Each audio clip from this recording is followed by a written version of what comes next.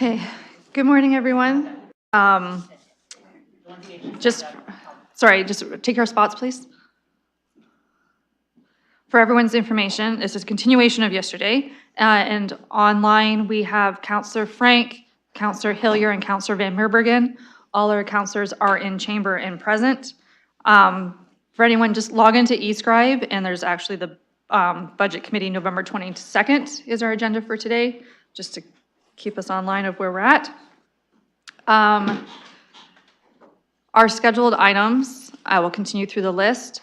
As discussed yesterday, staff have finalized the updated park numbers from that business case so we're gonna start there, just administratively. Deputy Mayor Lewis is indicated he's the mover of it. I'm the seconder. Just administratively, cleaning up the numbers since staff finalized what we were looking at. Discussion's always in order, but hopefully not, as it was just cleaning up the numbers. So it's on the floor. Are we ready to call the question? Okay, Councillor Rahman, a question? Yes, thank you, through you. So I went back to this last night because I just want to make sure that I fully understand what we agreed to in terms of the cost. So we agreed to 7 full-time staff, 5 of which were for parks maintenance, things like grass cutting and snow removal, as well as some other heavy equipment type work for parks.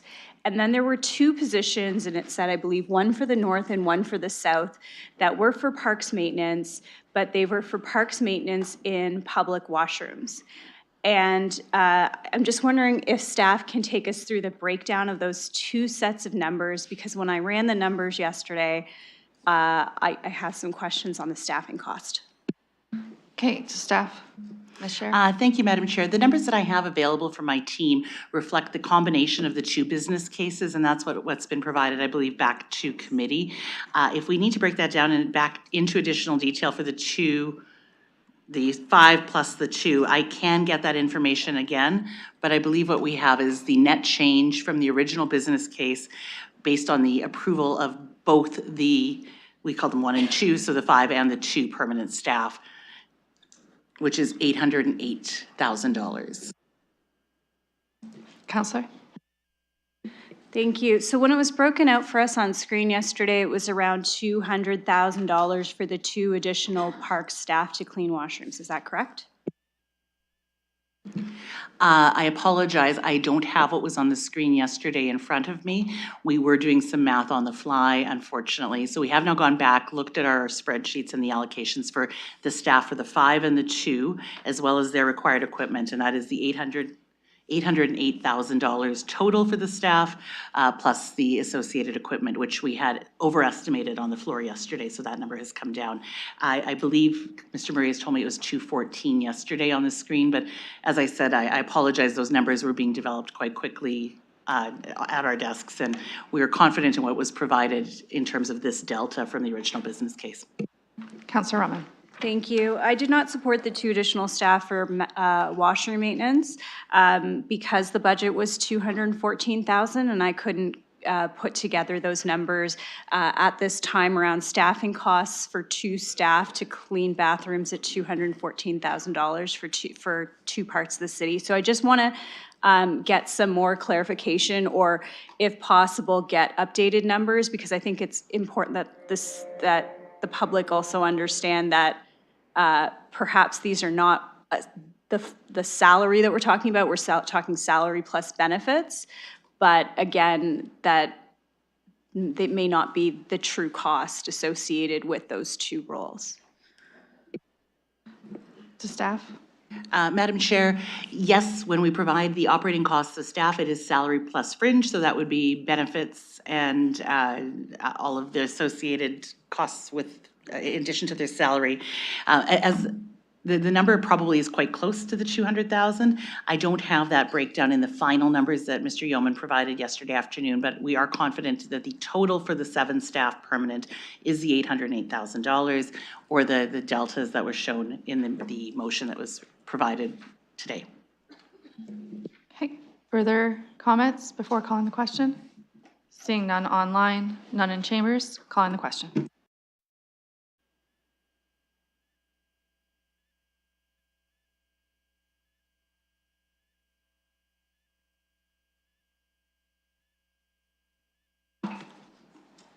Councillor Hopkins. Councillor Pibble.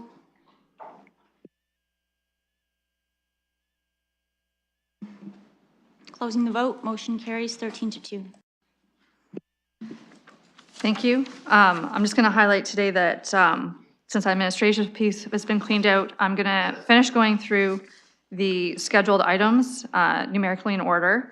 Then we'll do items for direction. We will have Dr. Summers available from the health unit for any questions you might have when we get there. Deferred matters additional business is just going to be receive that communication for the home clean program. And then under additional business would be any new motions that colleagues would like to make.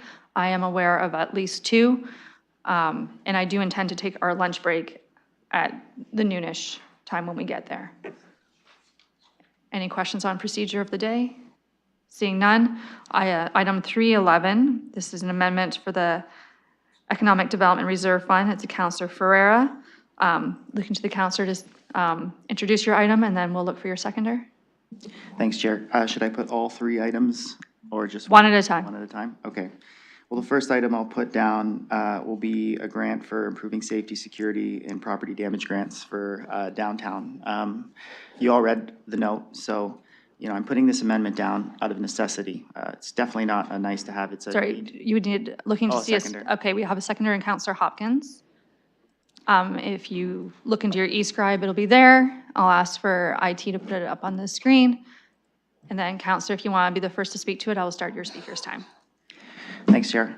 The way I see it is the downtown is, in the ICU, and we have life support to it, but it will end at the end of this year. And I fear as that ends and we don't fill those gaps that are going to open up at the end of the year, we are not going to like what we see. So I guess I'll keep this short because I was trying to be as descriptive as I could on the situation in the note. So I'm looking for your support for this motion and the other 2 motions after this. Okay, next on the list is Mayor Morgan. Yes, I just want to seek some clarification from the council or staff on how the funding for this works. Is it meant to be a permanent draw on the Economic Development Reserve Fund? Is it meant to lower the contributions and replace it with this? Or is it just for the next 3 years only, that this amount will be just drawn down from the actual reserve fund balance? So I just want to understand the actual financing of it. Okay, Mr. Murray. Thank you, through the chair. Our understanding of the councilor's intention here is that this is a program that would be funded for 3 years for through one-time drawdowns from the Economic Development Reserve Fund for each of those years. So this is not intended, as I understand it, to be a permanent program, nor is it intended to be a reduction in the contribution to the Economic Development Reserve Fund. Rather, it is a one-time draw of $265,000 for each of these 3 years. And just, Mr. Murray, do you know what the current balance of that fund is? Just to make sure that adequate funding's there. Thank you, and through you, Madam Chair, the current balance is a low point of about $3.2 million in 2025. Thank you. Thank you. A follow-up, Mayor Morgan. I'll make some comments on this. So I appreciate the councilor's concerns. I mean, I've done events with the councilor. I attended the BIA's AGM. I've done my own foot patrols with police officers, and I've walked extensively through the downtown, and I've met with a good number of business owners. So I would agree with the council that there is something that we need to do in the interim as we develop the downtown master plan and the wider economic development plan within the city. My caution is that both of those plans are going to be funded from likely the Economic Development Reserve Fund balance. So if we spend it here, the expectation will be later when those plans are developed, we're probably going to have already spent this money and we'll have upward pressure on making new contributions. So I think that there's a balance here with the ultimate respect to the councillor. I think we can do some of what he's proposed. I'm not sure I can support all of it because the value starts to get up to the point where I think we compromise our ability to actually fulfill some of the plans that are coming forward and being developed, which I think will be really important for the downtown from both the master plan and the economic development perspective. So I'm trying to determine myself which combination of the councillors' motions I'm willing to support from the Economic Development Reserve Fund, with in mind the fact that, you know, this will be the source for some really important injections for the downtown in the future. So I just wanted to, I'm going to think through it. I want to hear the debate and any thoughts that the councillor has about the importance of the, I know that we're only on one motion, but for me, you know, if I say yes to this, I might be no's on some of the other ones. So if the councillor, and if the chair will allow it, can articulate any sort of prioritization in his mind of these, recognizing that you want all of them, but for me, I'll be clear, I'm probably not going to support each of these. I might support one or two, depending on the value. But that's where I am, and I just wanted to be transparent with the debate so that I can make the best decisions and listen to the ward councillor's needs, who I know has been on the ground and out there as well. Okay. Thank you. I have other speakers on the list, but I will go back to Councillor Ferreira. By no means do you need to reply, but you are welcome to if there's a prioritization here of what you've heard from residents or businesses. Thank you, Chair, and thanks to the Mayor. I'll start with the 3 years part. The reason that you have it at the length that it is because I'm trying to tie it in with the implementation of the downtown master plan. I'm just trying to keep stabilization or be as stable as we can so that when we do bring in the downtown master plan and implement that, we have the highest likelihood of success. Because if the landscape and how it's been changing, it's been very dynamic in the last couple of years, and I feel like if we don't give any extra supports right now, it will change so much that any type of development work we do with the downtown master plan may not fit very well when we come to implementation stage. So that's the reasoning for the 3 years. For the prioritization, I wrote them in priority. The two first are high priority. The third one is also priority, but I had a whole bunch of other ones that I wanted to bring forward. But, you know, understanding that we do have financial constraints, I didn't throw everything that I feel like the downtown has. So these are the most basic, minimal, critical, vital supports that I see that we need to implement just to make sure that we can have some type of semblance of stabilization. So I would say if the mayor is looking for what items are most priority, it would be this motion and the one coming, this amendment and the one coming next. Those are the two highest priorities for me. Thank you. I'll leave that there. I recognize Councillor Cuddy next and then Councillor Hopkins. Thank you, Madam Chair, and through you. A question to staff, if I may, to Mr. Murray. Could you tell us, Mr. Murray, what's the remaining balance in the Economic Fund? Mr. Murray, I believe that was the 3.2 currently? That is correct. Okay. Thank you. I don't have any question, but I will say that I agree completely with the mayor. There's lots of great projects we could be doing downtown. It's a matter of prioritizing them. I do appreciate Councillor Ferrer bringing this forward. I think it's really important that we prioritize our downtown development and core. He's got a couple of good projects here that I'd like to see go forward, but I'm not sure that we can fund all of them. But I thank you, sir, for bringing these forward, and I'll be looking to see the next one coming. Thank you. Councillor Hopkins. Yeah, Madam Chair, happy to second this. I hear that there's lots of projects out there, but this amendment is needed now. And if any of these amendments are going to pass, this is the one that needs to pass. I'm not sure, this is what I hear quite often, the need to do something downtown. It's got to be done. We've got to be able to support the businesses. We've got to be able to build on the work that the BIA has already been doing, and they've been quite successful. But as we heard from the councillor, the money is going to come to an end.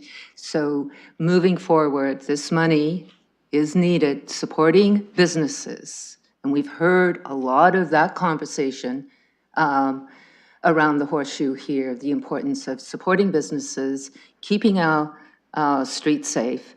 And it is needed now. It's great to have projects, But to me, those are future projects, have no idea what that's going to look like. There is money, 3.2 million, in the fund. Please, if you're going to support any of these amendments, support this one. Thank you. Thank you, Deputy Mayor Lewis. Thank you, Madam Chair. So again, I appreciate the councillor bringing this forward. I've had a couple of discussions with him already.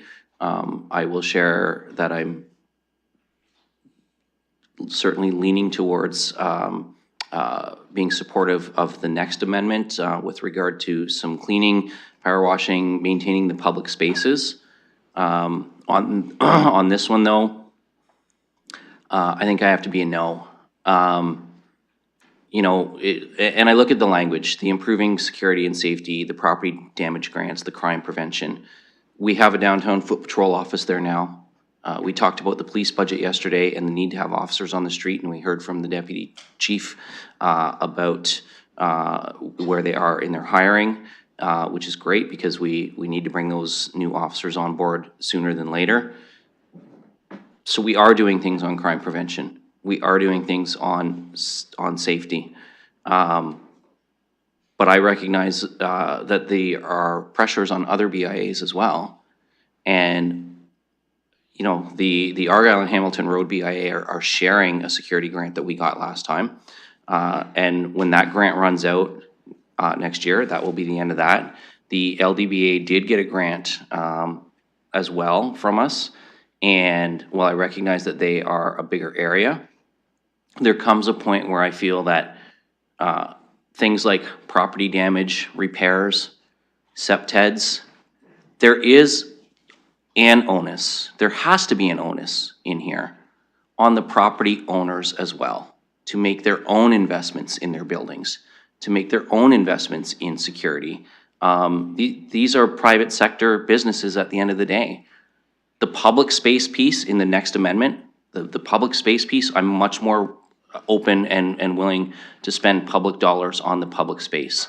I'm less supportive, and I can't be supportive of spending the public dollars on these private property improvements. I think that those building owners need to put some of their own skin in the game as well and make those investments. So for me, this one will be a no. The next one, I'm much more open to supporting. I might have a suggestion of a different way of funding it perhaps, but I'm much more supportive of funding the second one, but this first one I just can't support. Councillor McAllister. Thank you, through the chair. Kind of feel like I'm at a BIA meeting now because I talk about this stuff a lot with them as well. And I think the deputy mayor spoke to a lot of the points I was going to as well. I would like to just confirm, because I do know, downtown got some money, OAV got money, Argyle, Hamilton Road, and just to confirm through staff, for the security that was provided, that was for 2 years, right? And that would come to an end in end of 25? Mr. Murray. Or anybody on staff. Through the chair. So this was, the funding that's being referenced was provided in October 2023 is when it was approved. And it was a total value of funding. We believe it's going to be used by the end of this year. Councillor McAllister. Okay, so recognizing that, so there would be a gap then if it comes to an end in end of 24, or so was it 24 or 25? Because you did say October of 23. Mr. Mathers. Through the chair. So it was, our understanding is the end of 2024. They were provided with lump sum amounts, and then they'll be using that funding. And my understanding is that they're almost at the end of using that funding. That's the basis of what the downtown BIA has brought forward, is that they have a gap because they don't have that funding available for 2025. Councillor McAllister. Okay, recognizing that, I guess we stretched our dollars. Different situation, I guess, for us. So recognizing that, and I won't speak for OEV, I'll leave that for Councillor Stevenson if she wants to speak to that, but recognizing that gap, the CPTED thing, I'm not 100% on just because I've done that through the police. So I think there are alternative ways of funding that. So I honestly think you might want to take that out. I do think in terms of the property damage grants, I've seen a lot of value in that, especially when it comes to damaged doors, windows.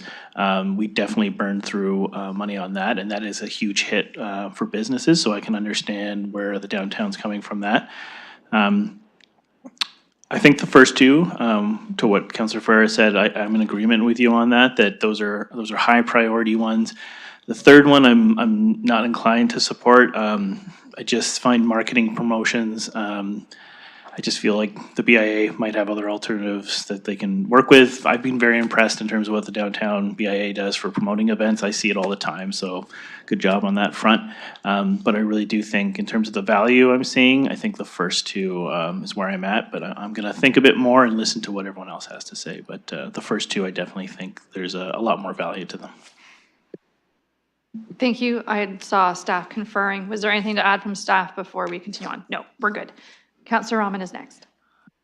Thank you, and through you, I just had some questions about the current program for CPTED downtown. So my understanding is 84 businesses completed this year to date so far. Mr. Mathers? Through the chair, so all of the information related to these grants would be with the BIA. I can confirm because we do participate in the CPTED grants that 84 were completed this year. That's correct. Thank you, and through you, and that was at no cost to those businesses from the city doing the CPTED through MLEO?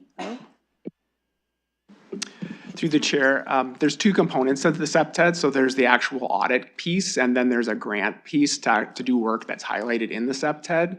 So we were on a trial basis. We're doing some in-house work, providing free CPTED audits for some of these businesses.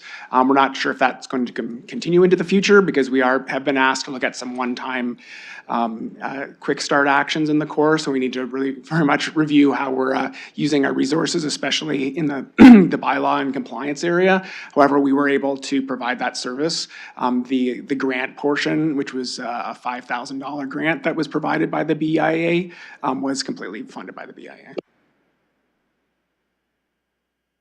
Sorry, Councillor, I'm just pausing you for a minute. I haven't started, your time is obviously paused. We currently do not have a representative from the BIA. Realizing we have 3 items this morning. Would anyone want to see if we could find a representative from the BIA? Okay, Councillor Ferrer has messaged them. So if someone joins the meeting, I will let you know, but as of right now, there is nobody. Councillor. Thank you. Were they invited to be part of this conversation since it involves their business association? Yes. I'm not sure if they knew where we got to on the agenda when we were going to get to them. Mr. Murray? Through you, Madam Chair, I can advise that I have provided the link to the Executive Director of the Downtown BIA for today's meeting. There you have it. Councillor Farrar, you had something relevant to say about the BIA being invited? Yep. I have queued up the BIA because I did say that there may be some councilors who want to ask some questions. I just messaged the executive director now. I would also make note that this is my motion, not the BIA's motion, but That's fine, obviously. Yeah, but I did give a message, so Thank you, I'm Councillor. hoping that they'll be Okay, online soon. so staff invited them. Councillor Farrar has queued them up. No one is here yet, but if and should someone join, I will make sure that they are available and let councillors know. Councillor Rahman, you're only at 30 seconds. I'll return the floor to you. Thank you, and through you. So on the actual CPTEDs themselves, we've been providing this service at no cost to the BIA. The only cost has been the grants. So I feel like we haven't quantified the actual service that we've been providing. And in a way, we've actually been funding this in a way through staff time and resources. And that's not accounted for in this letter, nor is it accounted for in the expense. The only thing we're talking about is the grant. And I find that challenging because I do not feel like we are giving all business owners in the city the same ability to access services in the city. And that's a really important component of the work that we do across the city. So I want to understand, is this a service that is offered to all businesses in the City of London? Mr. Mathers? Through the chair, it is not. Councillor Roman? Thank you, and through you. So I will not be supporting the request that's in front of us today for CPTED funding. I'll be speaking to the others, other parts of the councilors' proposals that are in front of us for the BIA. I do hope that there is somebody to speak to them. I understand that this is an issue, but I will tell you that I have received calls from many folks in my ward, business owners in the BIA, outside of the BIA, but also from across the city around property damage. So I do think that it is helpful to provide this service across the city. So if we were doing anything, I would be supportive of expanding the opportunity for our staff to be engaged in CPTED across the city, but I will not be supporting the grants. Thank you. I will let you know that the BIA has joined the meeting and they are available. I can circle back to any counselor who has spoken. Counselor Roman, you're only at 2 minutes and 30 seconds. I don't know if you wanted to go now as they've now joined. So Ms. Millay, welcome. We are, if you have our agenda on the grant from the Economic Development Reserve Fund, and this is currently just one on the floor for improving safety, security, property damage grants, and crime prevention, being the 3.11. It is up to you if you want to put your camera on and mic, or just mic when it's time. But Councilor Rahman currently has the floor, I believe, has a question, so I will start with them. Yes, thank you for being here. My question just pertains to the number of CPTED audits that have been completed, and so far, how much in terms of cost has the grant program given out? So the CPTED audit, it was just over 80, I think it was 84 audits that were conducted. And as far as the grants, we're sitting at about $620,000 worth of grants for the purposes of improving safety, as well as repairs. We do not offer a grant, a safety and security grant until a CPTED audit is completed and recommendations from that audit need to be implemented. So, with that, there have been, as I mentioned, over 80 CPTED audits completed. And with that, we've had over, $600,000 provided in grants. And I should mention that those grants are not only for the safety and security, it's also for improvements, to their storefront, for, beautifying, to improving their storefront. As, with COVID, of course, there's been a lot of issues with some of our merchants, and these are for occupied storefronts, of course. And so anyway, so it's certainly for those items as far as improving safety and security, as well as the appearance and enhancing facades and so forth. Thank you. Councilor Rahman. Thank you, and through you, would it be possible to get a breakdown of what is a facade grant, what is a property damage grant, and what is a CPTED grant? Yeah, sorry, and I'm just coming from another meeting, so I'm just trying to pull all this up right now. But here, let me just, So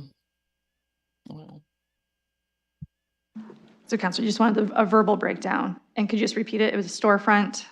Thank you. So I'm looking for, from what I understand to be the three pathways for grants.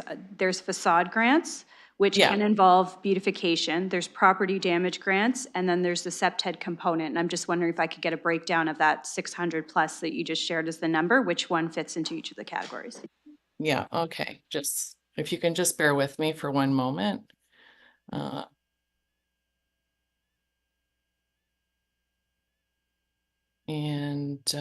Let's see.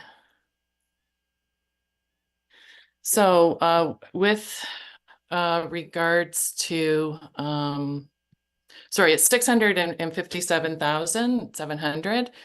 And I'm just trying to pull up Chair, I the- would call a point of order because we don't have any facade grants on these motions. I'm not calling for that.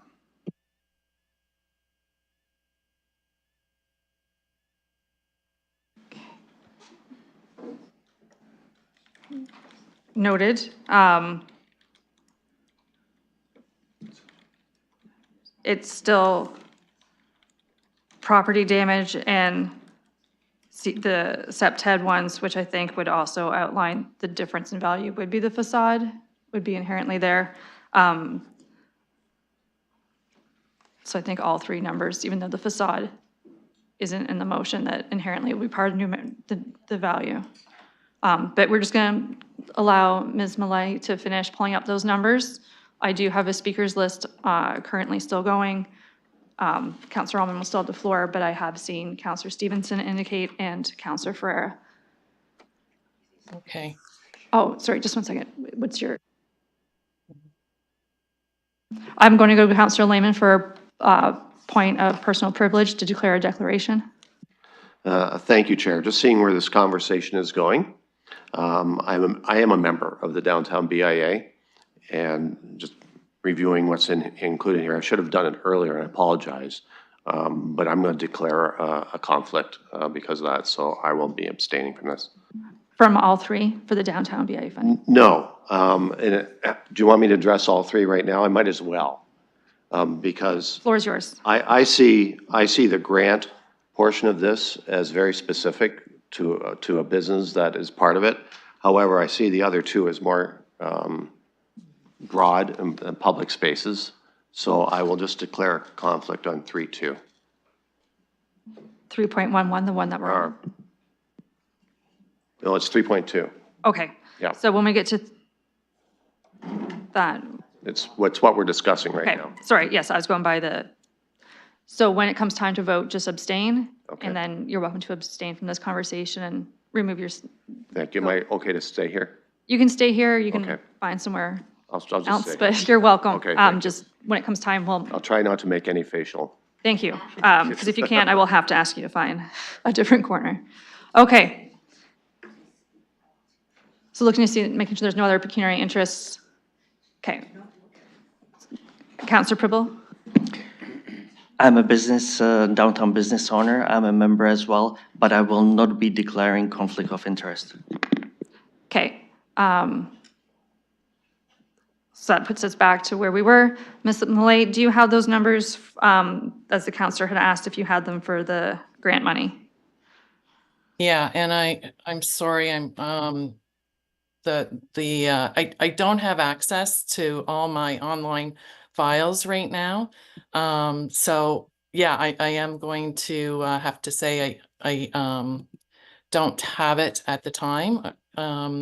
It's not the most up to date, so the one that I have is from August. So I'm sorry, and I don't have access to all my files here right now. Okay, Councillor Rahman. Thank you, and through you. So thanks, I appreciate that. And if you can send that and whenever you're able to, that would be very helpful. Yeah. So I understand the councillor's point of order. I will deal with it in 3.3, but there is a mention of beautification, which in my understanding of facade grants could fit in with beautification. So I will be asking again for that information to come to us. In this case, when it comes to CPTED, my understanding is that London Police also do this, because I do know a number of businesses across the city have accessed London Police services for CPTED, and it's a free service provided. So I'm just wondering, is this a duplication of something that's already provided through the police?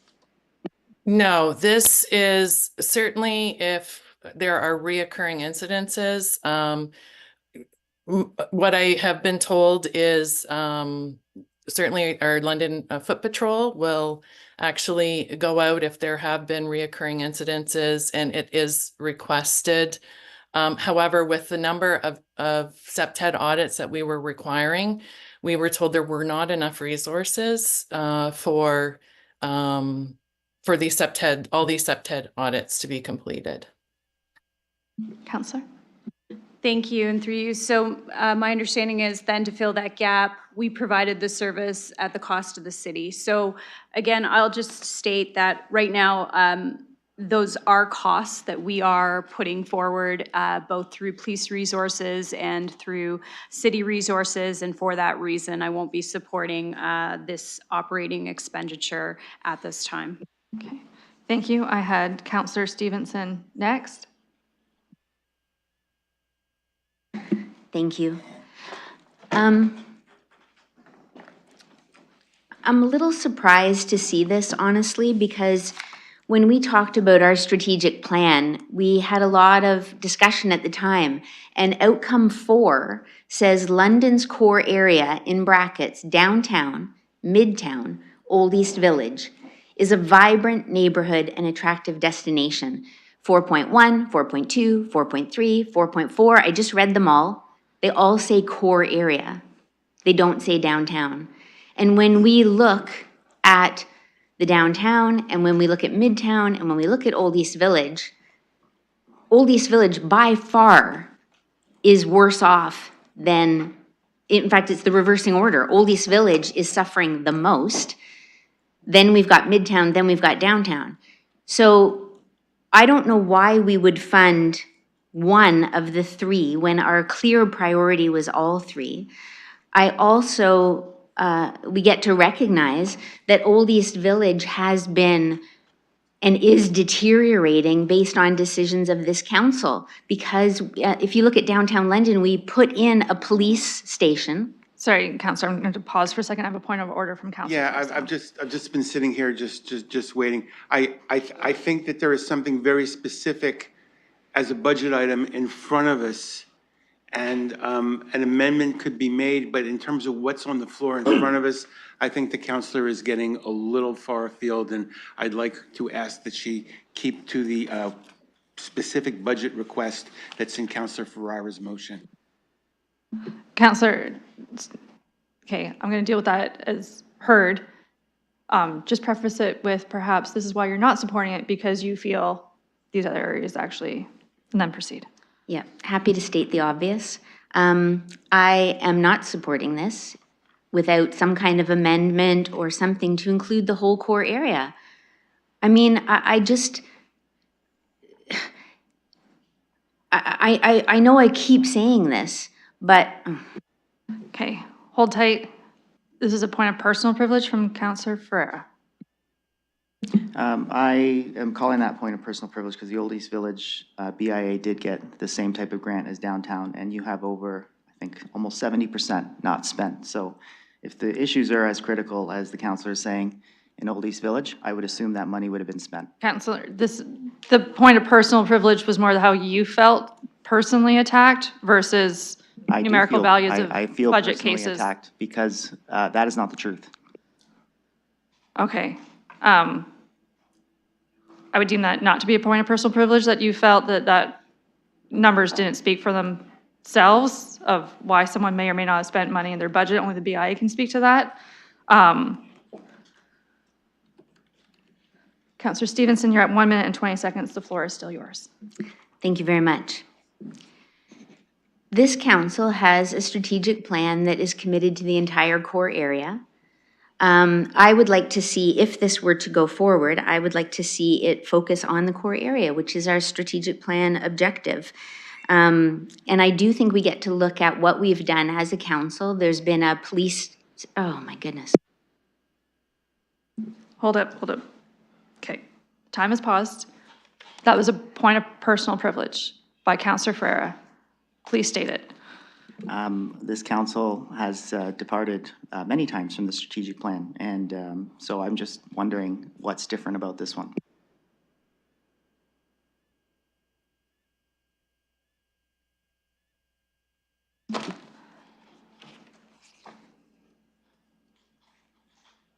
Are you looking for an actual, I would just say that I don't deem that to be a point of personal privilege that our strat plan is implemented and changed, and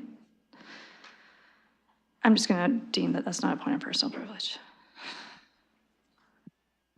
Counselor Stevenson, you are at 1 minute and 45 seconds. Please proceed. Thank you.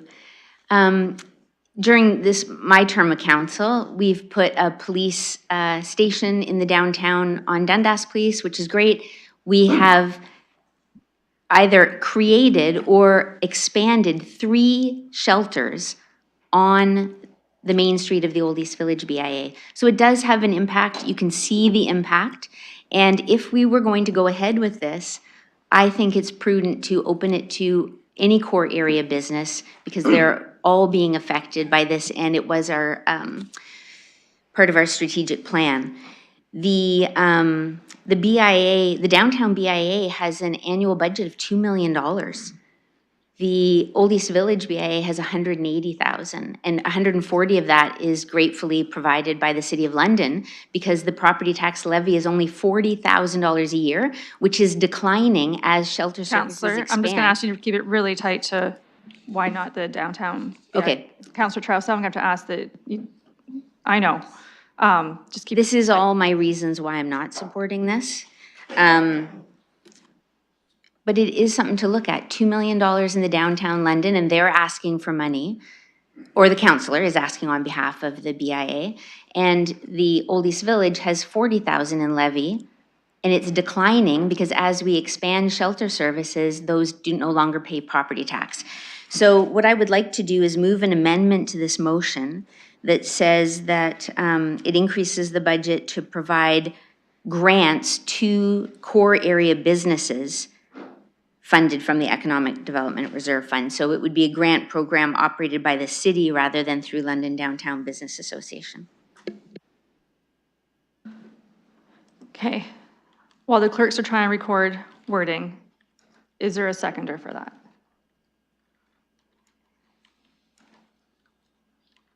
Okay, I do not see a seconder, but you are at a procedural question. Councillor Rahman. Sorry, I'll wait to see if there's a seconder before asking my procedure. There is no seconder. Okay, yeah, there's no amendment on the floor, or amendment to the amendment, because these are all amendments to the mayor's budget. There was no seconder, but Councillor Stevenson, you are at 3.5 minutes, and the floor is still yours. Okay, thank you. So if I don't have a seconder to the amendment, that's fine. I will not be supporting this. I think that we get to address what is needed for our to achieve our core area strategic plan, where we have a vibrant neighborhood and attractive destination in our entire core area. What we need to do is address the homeless and addiction crisis. That is what is needed. That's what our businesses need in order to thrive. They know how to do the rest of it. And to spend money without addressing the actual issue, I don't see the point. And if we are concerned about our downtown, then we should be concerned about our core area. So I'm a big no to this. Thank you. My speakers list is Councillor Purble and then Councillor Traustadt. Thank you, Chair. And through the Chair to the staff, as this is coming, or the proposal is coming from the reserve fund, we don't have to make a decision kind of now. If it's coming from the economic reserve fund, we could make it potentially January, February next year, as long as the council agrees. Is that correct? Mr. Murray? Thank you through the chair. The Economic Reserve Fund can be accessed at any time during the year. It would require the approval of council, but it does not necessarily need to be done today. Okay. Councillor Purble? Thank you for that answer. So I'm going to tell you what we see in front of us is, I don't know if I can even call it a Band-Aid. There's no, when we talked a couple of months ago about a master downtown plan, I did say that it's going to take some years, but before, I'm hoping that we are going to take some actions before. This, honestly, is not even my Band-Aid for me. It has no concept behind whatsoever. There's no vision at all. If we approve, I'm against all of them. I'm against all of them, and I'm a business owner downtown because this is embarrassing. And I'm going to tell you, what we really need to come up with a concept, true concept that's going to take us till we come up with the master plan, point one. Point two, if we do approve this, public and potentially even some of my colleagues, they'll be saying, oh, we spent again $700,000 this year for not even a Band-Aid. So I'm going to tell you, I'm no for all three of them, and this is not the way we should be approaching areas of London in crisis. Thank you. Thank you. Councillor Trousseau. Thank you. First, a question through the chair. I just wanted to clarify that the master plan exercise that we went through was the downtown master plan. Is that correct? To Mr. Mathers. Through the chair, yes, it's, that's the item that was an action within the strategic plan was to undertake a downtown master plan. Yes, that's what I thought, but thank you. I'm thinking about somebody who is trying to escape from a flood or a mudslide or something, and they're trying to climb up a rope, and somebody else is like, I don't want you to get to the top, so I'm going to try dragging you down unless you sort of carry me. And I think it's fine for the downtown and the Downtown Business Association and the downtown councilor to put things forward for the downtown. And now, as the councilor knows, I have always had some reservations about this, but I'm going to support this. And the reason I'm going to support this is I think that what the councilor is trying to do here is very consistent with the downtown master plan. And the vision that a lot of downtown residents are trying, and merchants, are trying to create for the downtown. And I think it's counterproductive to say, well, you know, there's some stuff that should be in here that's not in here. I'll give you an example. I mean, I think we should be doing something about property owners, large property owners, who are sitting on vacant properties. And yes, we're trying to help, we're trying to get that along, but I think there are a lot of things that need to be done that aren't in this motion. This is a very targeted motion.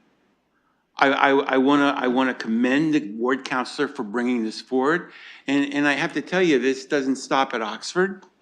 I get a lot of comments from people in my ward who either want to shop downtown, or many of them actually own small businesses downtown. So I feel somewhat of a stake in this, and I just want to once again say thank you, councilor, for bringing this forward. And let's not. This is sort of like, I don't want to give somebody a sandwich unless we can give everybody a sandwich. Let's just try to deal with what's on the table and be progressive about this, especially in light of the goals that we've agreed to in terms of the master plan. We have to move that forward. Thank you. We are going back around, just to let you know where the speakers list is at. We're starting seconds. I have Councillor Ferreira, I've seen Councillor Hopkins, and I've seen Councillor McAllister. I'm commencing with Councillor Ferreira. You've used 1 minute and 30 seconds. You can proceed. Thank you, Chair. Yes, we all have a stake in this, you know, and that is a big point that we need to kind of focus on. Every single councillor here has a stake. I would also say, if that letter was read, you would see that 75% of the businesses have closed. 75% more businesses closed in the last year than the year prior. That's an alarming number. I would wonder if Marienbad would be the next business. Sorry, Councillor, you have to pause. Just. All right, I'll remove that. My apologies. Sorry, I have to recognize the point of personal privilege, and then you can hear it. And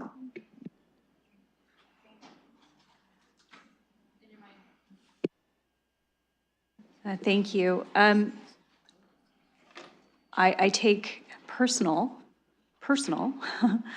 privilege on the point that the councillor has implied that we have not read the material that is in front of us.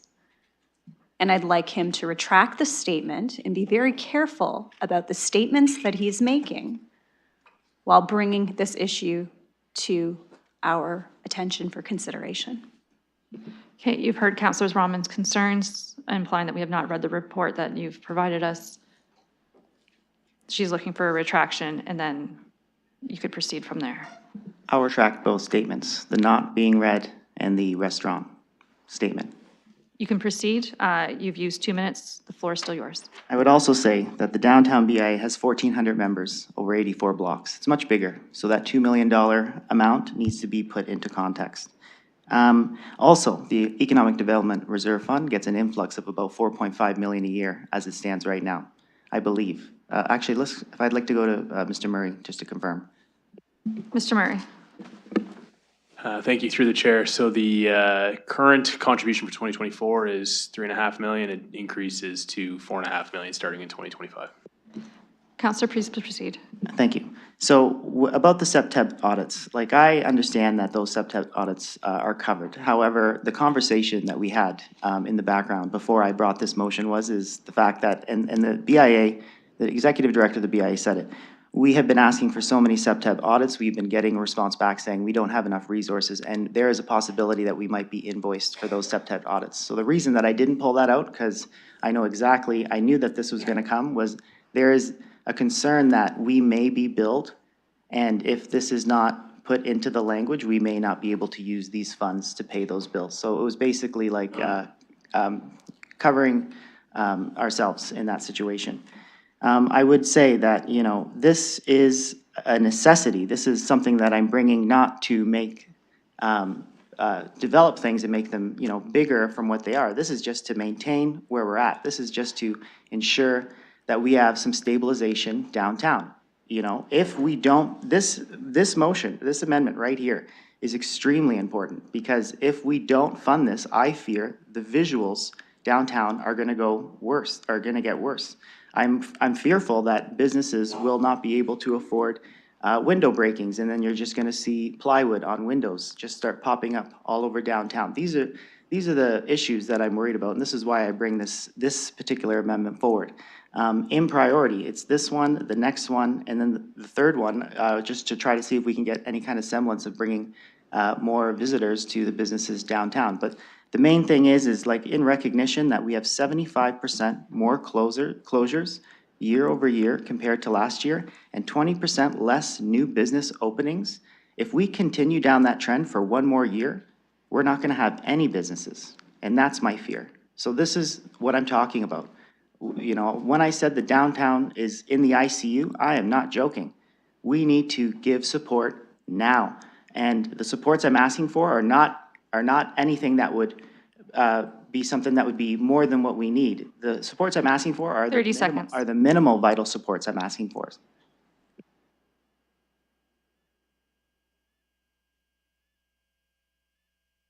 Okay, my next speaker was Councillor Hawkins, who's at 1.5 minutes. The floor is yours. Thank you. I just appreciate being able to speak to this again, because I found the conversation quite interesting here. I really didn't read all the details in this amendment until this morning. So I can say I have read it now, and I did go to the AGM for the Downtown BIA, and I can confirm that there is a concern with the vacancies of office space. That's one thing I came out of, really understanding the vacancy rate is huge. There's a lot of work the BIA has done throughout the year as well. And that is positive, and there is optimism for the downtown with the buildings, with eyes on the street and opportunities. So building on that, and going forward, we had a conversation. I was so surprised that people want to come downtown, but they want us to fix it. This is another opportunity to do that. So the strategic plan, we now call it the core. Downtown is part of the core. And I would like to encourage all of us, just because you may support the downtown does not mean that you are not supporting other areas of the city. So please, let's do something now and continue the work that is being done as we move forward. We know we need to do things now not wait for the master plan, which is also important. But that is what this amendment brings to the downtown. Thank you. I have Councillor McAllister next. And Councillor, you've used 2 minutes. The rest is yours. Thank you. Appreciate the opportunity to speak again and through the chair. I just kind of want to extend a bit of an olive branch right now. I've definitely fallen into this trap before where we start going at each other, especially with the BIAs. I know it can be very competitive. Again, I'm guilty of it. So, I mean, I hear the frustration from Councillor Ferrer. I understand where he's coming from. I've been in the same position. And so I think one of the things I've realized with this conversation, though, is I think it would be beneficial for those of us with the BIAs, maybe in the pre-budget session, to kind of sit down and talk through priorities, do a bit of bridge building, because I think we're kind of unfortunately moving away from each other. I know there was comments in terms of OAV versus the core. I mean, I hear that a lot too, but really I think there can be some relationship building that goes on in the interim to try to calm the waters a little bit, because I just see where it's going, and I've gone down that road, and I just don't think it's going to serve us any benefit. So I think in the future, definitely be good to get all the BIAs to sit down and chat through some of this stuff. I would like to ask through staff in terms of the master plan, when we do anticipate that coming back for downtown. To staff, Mr. I always want to say everyone's first names, just so to staff. Through the chair. So just the last council meeting, we have approval of proceeding with the procurement to hire a consultant. So we're going to be beginning that. We've already started that process. We are coming back in Q1 of 2024 with some quick start actions. Those actions will all be things that we need to find within our existing resources to be able to bring forward existing funding. If there's anything that's further approved, we can of course incorporate that into these quick start actions, but our intention is to come back in Q1 2024. Councillor 25, sorry. Sorry, yeah, Councillor McAllister.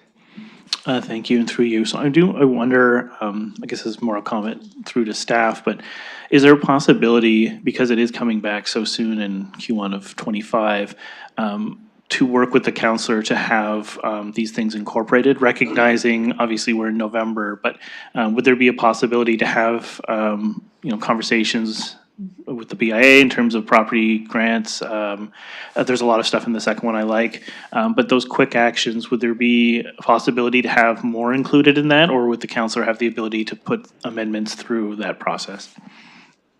I would note that we can't direct staff unless it's a vote of council to include them, but they can certainly hear this conversation and consider them. And noting that, Mr. Mathers.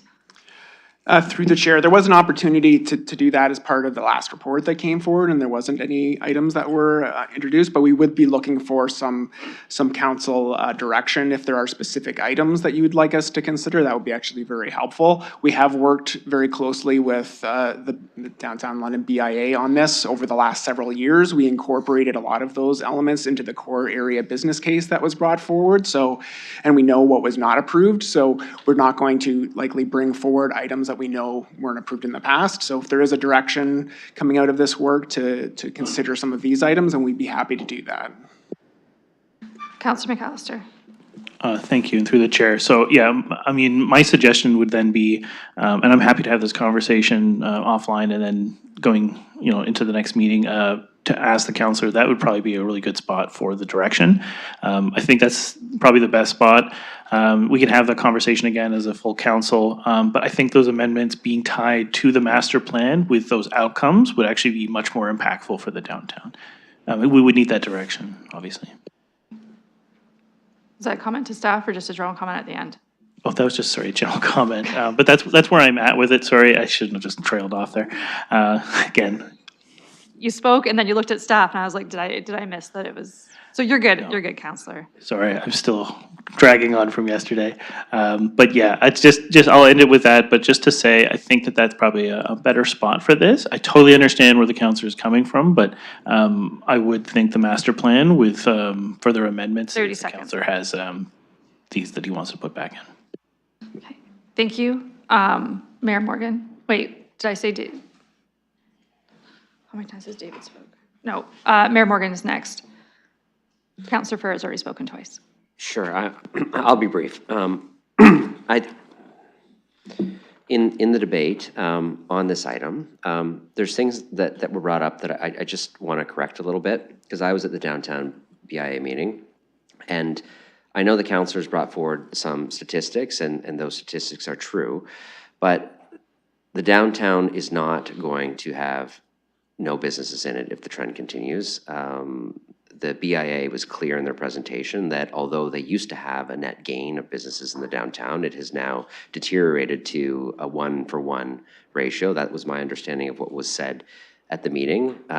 It needs some assistance to be stabilized. I would agree with that, but I think we have to be careful about, talking down a situation that, or articulating in a way that is perhaps worse off than it was. I felt the downtown BIA meeting was very productive, very illuminating, outlined some challenges, but also outlined some positive trends that were starting to occur in parts of the downtown area. And so that being said, I think that there is some support. I do think that there is a bit of a challenge with these discussions with the quick start actions coming forward, and I think councillors are trying to figure out where is the best way to land some of this. So, I'm not sure where colleagues are going with this, because I hear some support for some of them. I hear some support, less support for components of them.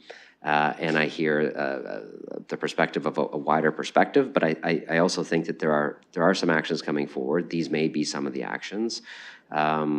And I think that some of what the councillors brought forward should be supported today. But like I said at the start, I'm not going to be supporting all of it, and I'm really appreciating the dialogue that's happening here today. But I just wanted to inject into the debate that my experience at the downtown BIA meeting was not as being articulated at this particular meeting here.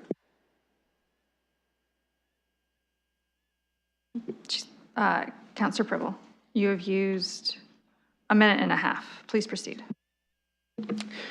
Thank you. So I agree with what Mayor said. I attended the same meeting as he did, so I agree with that. I agree also with fellow Councillor Ferreira that the situation is not easy downtown. And again, construction of the BRT didn't help it either, because it was for a very long time, and let's hope it's going to bring fruition for our entire city. But it was tough. People didn't want to come downtown, and they virtually came for the special events only.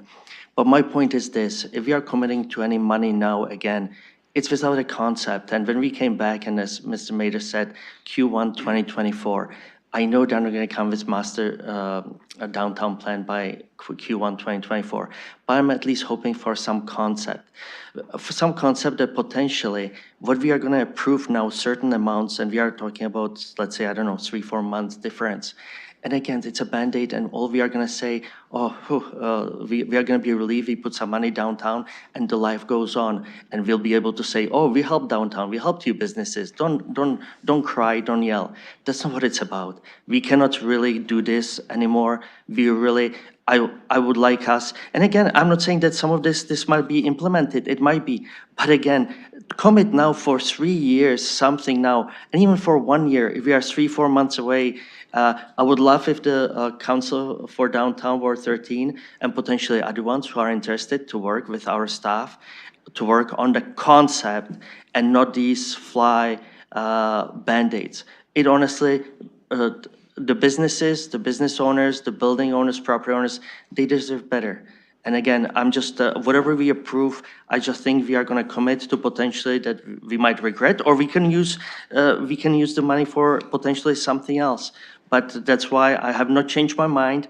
I do want actions fast. We do need them. But again, I'm willing to wait the 3 months and to come up with at least a certain concept. So even the downtown business owners and property owners, they say, okay, there is some vision to get us to the master downtown plan. So I encourage, I'm gonna say this. I'm not supporting any one of these. I will not, and I'm looking for true visionary concept that's gonna take us to the master downtown plan. Thank you.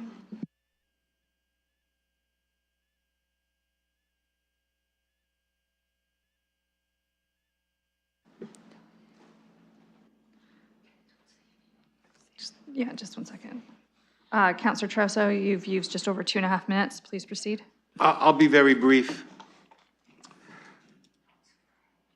I don't think improving safety, security, property damage, crime prevention are Band-Aids. I really have to take issue with that. Thank you.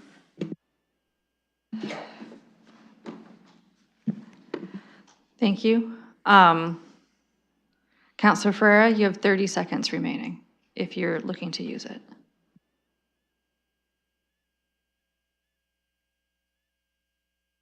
If you want to contemplate, I can see there's other speakers first. Okay, you got 30 seconds. I would say that I've had a lot of conversation with staff. I did want to bring this with the quick start actions, but because these issues wouldn't fit in with the quick start actions, I wasn't able to. Also, the quick start actions are going to be base budget or within existing budgets, so we're pretty limited on that. So I wouldn't expect things like this for the quick start actions. This is actually very directed to the 75% of closures year over year. If you look 10 at seconds. it. Okay. And I do have Counselor Frank online. We do see you, Counselor Frank. You have not spoken to this. 5 minutes is yours and the floor. Please proceed. Thank you. Yes, I just have one question. So we heard that the police were unable to fulfill all the requests for CPTED audits. I'm just wondering, this funding, does it go to the police then to pay them to do it, or is it through a separate agency that completes the CPTED audits on behalf of the business association? Mr. Mathers? Through the chair, I'm not aware of London Police completing any of the audits in the downtown. All of the audits have been done on a trial basis by City of London bylaw enforcement staff who have some of the skills to be able to provide this work. Initially, when the work was scoped and budgeted by the BIA, they came up with a value of approximately $50,000 to do 50 audits. So it's about $84,000 worth of work we were able to do on their behalf at a very much, at no cost. So all of the work to date has been done by City of London staff. Counselor Frank? Thank you. So just to follow up that for clarity, so that's more of a transferring some money from one budget area within the city to the bylaw budget area if our staff is the one doing it? Mr. Mathers, if you'd speak to that, and if not, if you know how that, Yep. if staff is compensated or not? Through the chair, we were able to do that for a limited time using existing resources. So there was no cost to the BIA to do that. It was done by our own bylaw staff using some existing capacity. Counselor Frank?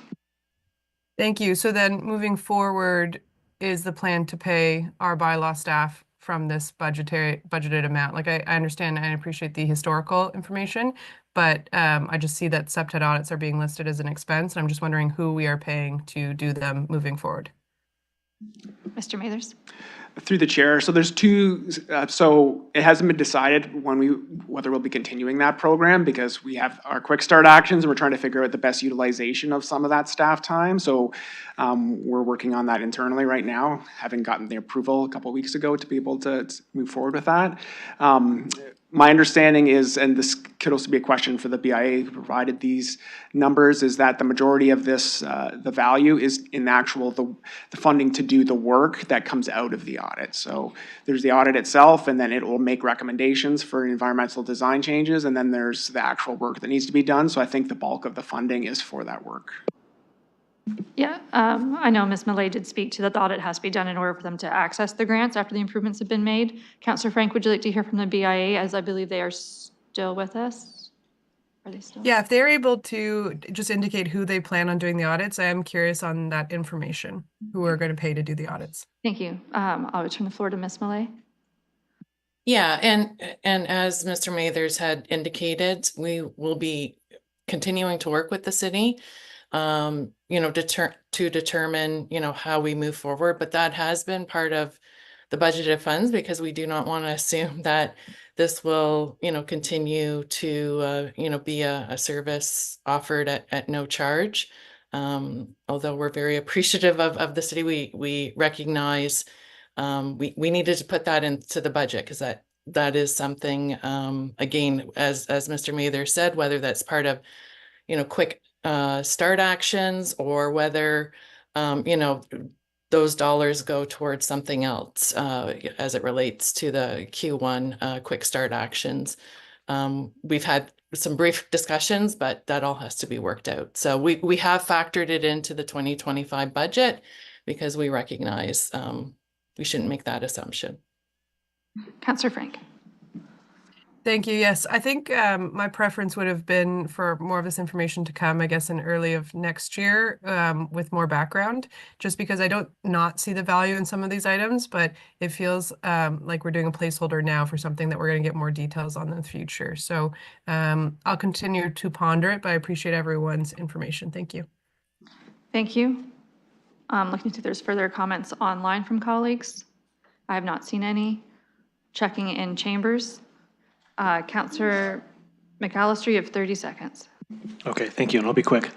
Just because I think Councillor Ferreira rightly said something that piqued my interest, but just to confirm, if something was approved here, anything that would have been a quick start action would be adjusted accordingly based on what's approved? To staff.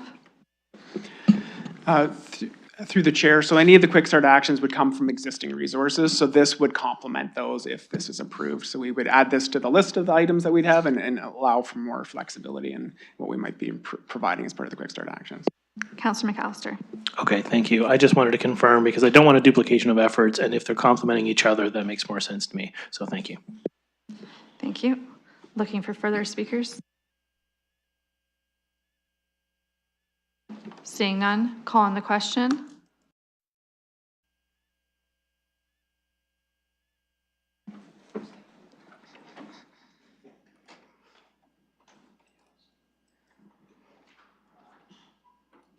Make sure that one abstained. Yeah. Okay. Closing the vote. Motion fails 6-8 with 1 abstain.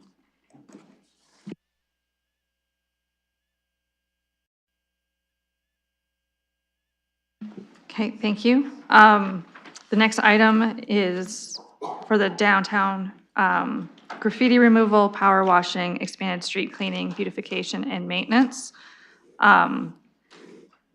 Councillor Ferrer, you're looking to move it. And a seconder? I'll second it. So the item's on the floor.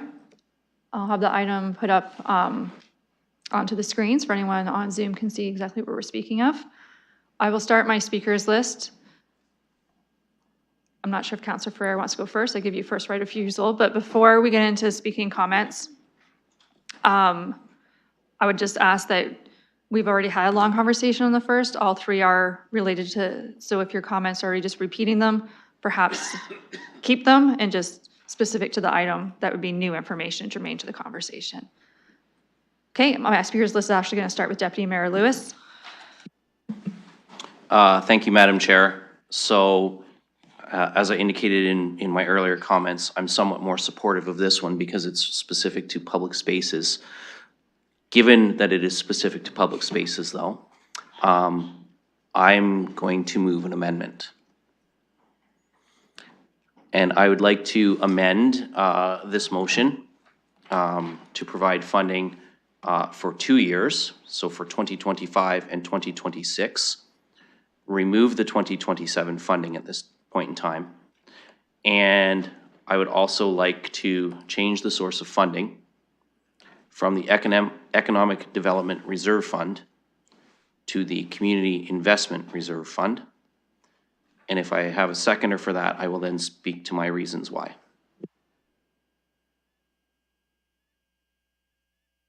Okay, you do have a seconder and Councillor Cuddy. Procedurally, first, if I can just ask staff to make sure that there are funds in that account, just so we have that basis to start our conversation for the 2025-2026 that aren't already committed. Thank you, and through you, Madam Chair. The current low point in the Community Investment Reserve Fund is approximately $2.8 million. Thank you. So there are funds available. It's noted in the system of a mover and a seconder. Just give us a second to make sure that the word's right, and then we'll start just to make sure that we're good before we go.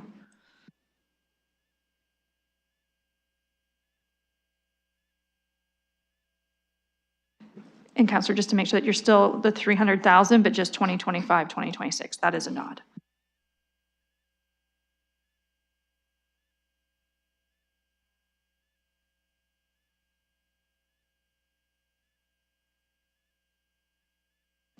Okay, just if you refresh, make sure it's right, and we'll have it put up onto the screen.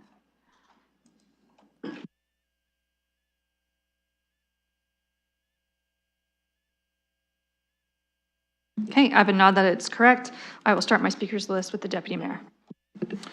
Thank you, Madam Chair. So first of all, I think that when we're talking about community space, the cleaning, those sorts of things, the beautification pieces, I do think that that speaks more to a community investment than to economic development. And I think that that is a better source of funding for this particular item. I also hear about all of the other things that are going on, the downtown master plan work, the consultant coming on board, some quick start actions. I see the cranes in the sky downtown. I hear the mayor's comments on the earlier item about the 1-to-1 ratio at the moment. I think that we are turning a corner, and I think that committing to 3 years at this point is maybe getting a little further ahead than we need to get. That said, I also recognize the cleanliness issues. I'm going to preface this right now and say with the Community Investment Reserve Fund, that is a fund that's available for council's choice. I've heard what some other councilors said in the prior debate. While we are not here today entertaining that, and we also heard what Mr. Murray said about reserve funds being an appropriate source of funding throughout the year. Should there be a requirement and I will put this out there, is should the OEV BIA come forward at some point in the new year with an ask for some sort of cleaning program, I would entertain that from the same source of funding. Because I think that there are good arguments to be made that there are some challenges there as well. But the amendment we have, or the motion we have before us today is specific to the downtown. And I do move around the downtown. I do some shopping downtown. I do attend some events downtown.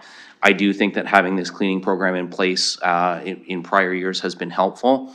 With the funding ending at the end of this year, I think continuing that in the short term is a reasonable ask, and because it is a public space, I can get behind that because it's not just a benefit to the business, it's a benefit to the residents. It's a benefit to the city as a whole. And so for that reason, that's why I'm suggesting the change of funding and moving this amendment. Because I do think there's some value to it, just not for the full 3-year period. Thank you. I have Councillor Ferrer next, and then Councillor Stevenson. I have no issues with changing the source of funding. Obviously, I'd like to 3 years. So I will, the downtown will take whatever it can get. We're in serious need, so we can't be picky or choosy. We just need what this council is willing to give. I will not be supporting this amendment because obviously I do want it to be extended with the 3 years. But anything the downtown can get would be very appreciated.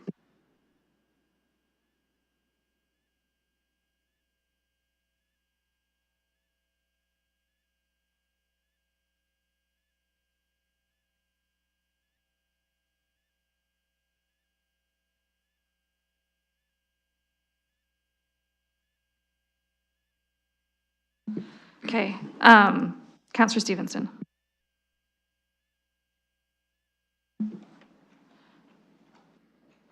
So just on the amendment of the 2 years.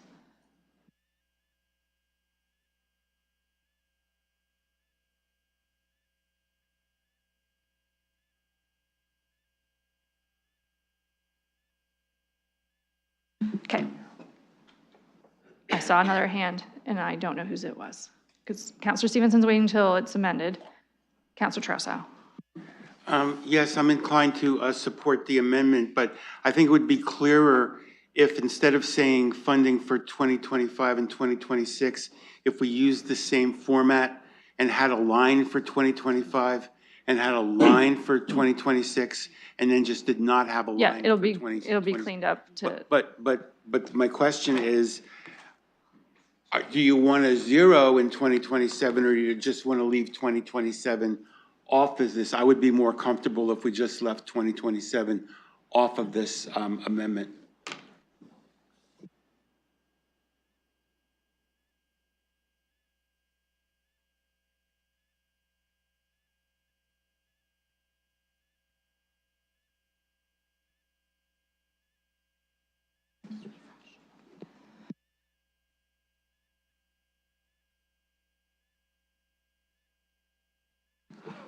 Madam Chair, I can provide some clarity. If you hit refresh, we'll start with that.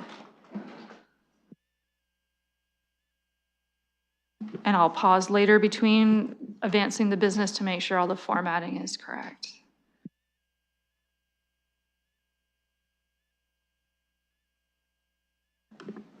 So the original language has now changed in eScribe.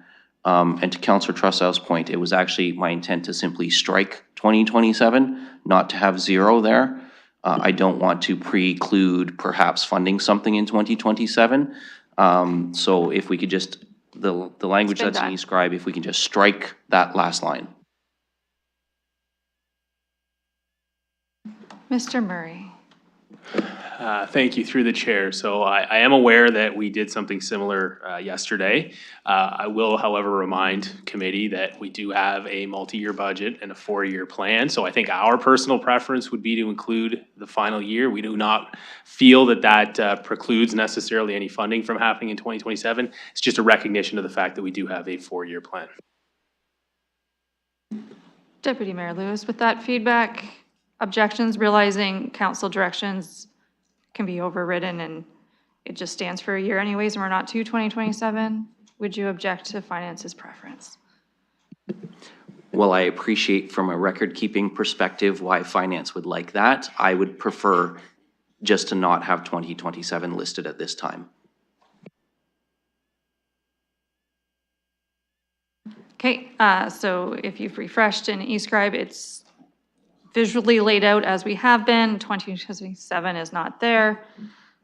Councillor Trauss, I was the last speaker, having used 30 seconds. Sorry, I just need to interrupt for a second. I just do want to inform the committee that I do have to leave at 11 o'clock, so I just want to put that out there. Councillor McAllister, is it leaving and returning or leaving? No, I'll be leaving at that point. Thank you. The clerks will make note when you leave at 11 that you will not be returning nor joining us virtually, though you're welcome to come back at any time.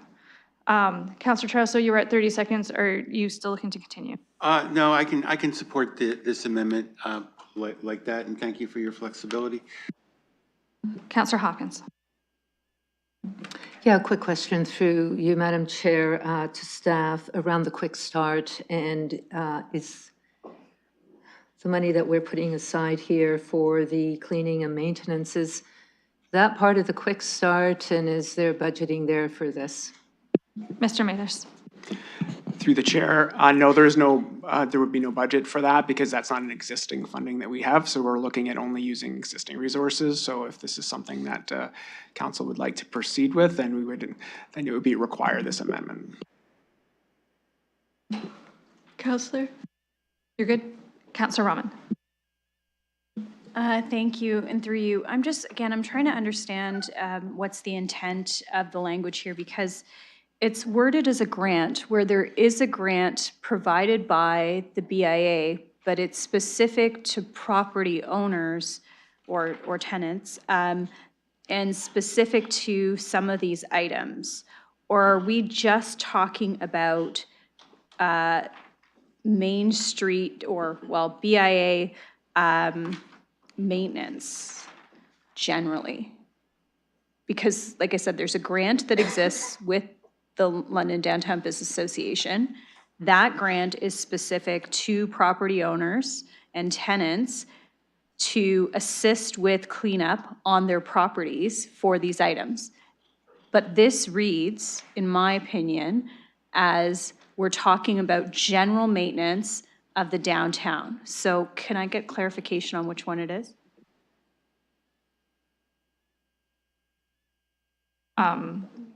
I can answer that if you would like. Okay, we can start there. Okay. This is for the BIA. This year, we've had to double our resources for graffiti removal, for picking up litter, picking up sharps. So this is for enhanced services that has been funded this year through the 1.16 million related to the impacts of health and homelessness. So anyways, in order for us to maintain that level of service, yeah, this is what the request would be, is the 300,000.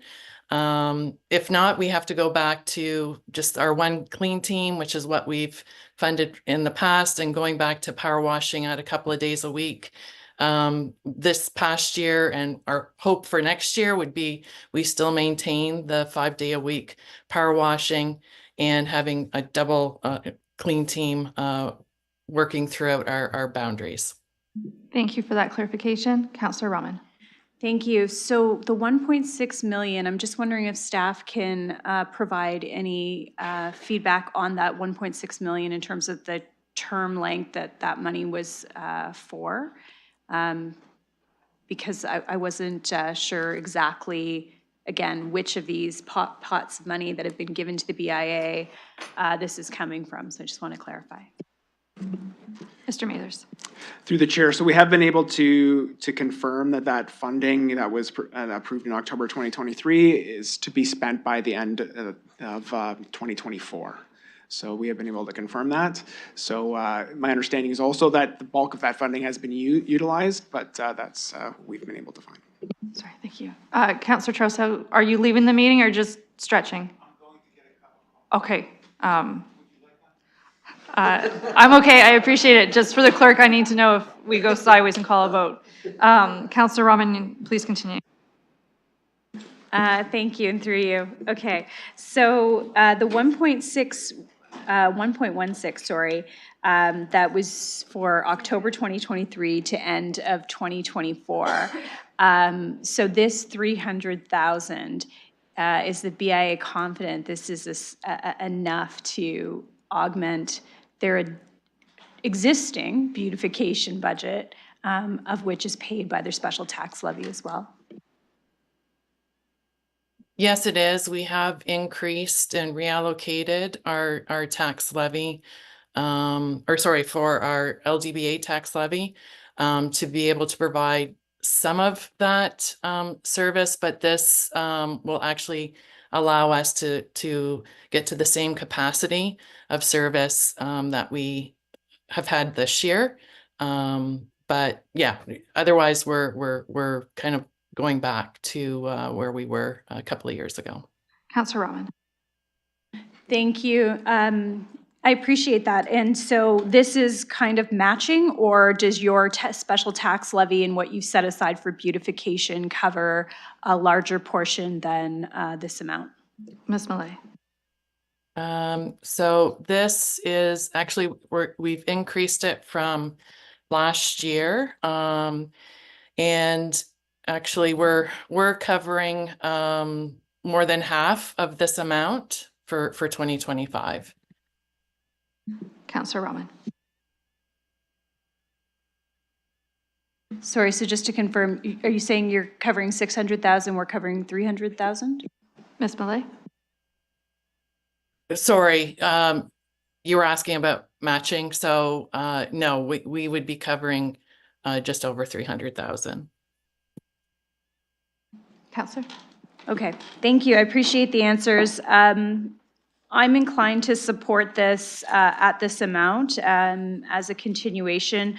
I agree. I'm hoping that we'll have more actions related to the Quick Start initiatives, although they do not cover cleaning. I do think that hopefully just covering 2025 and 2026, we'll have a chance to revisit, and hopefully this number will come down and the BIA will be able to cover this in their beautification budget. And from my own, I think a 2022 report from the BIA, membership was really interested in this type of cleaning action versus some of the other beautification actions that the BIAs tend to participate in. So I'm glad to hear that they're using their resources in the amount of 300,000 of their own money for the same purpose and not for other beautification projects.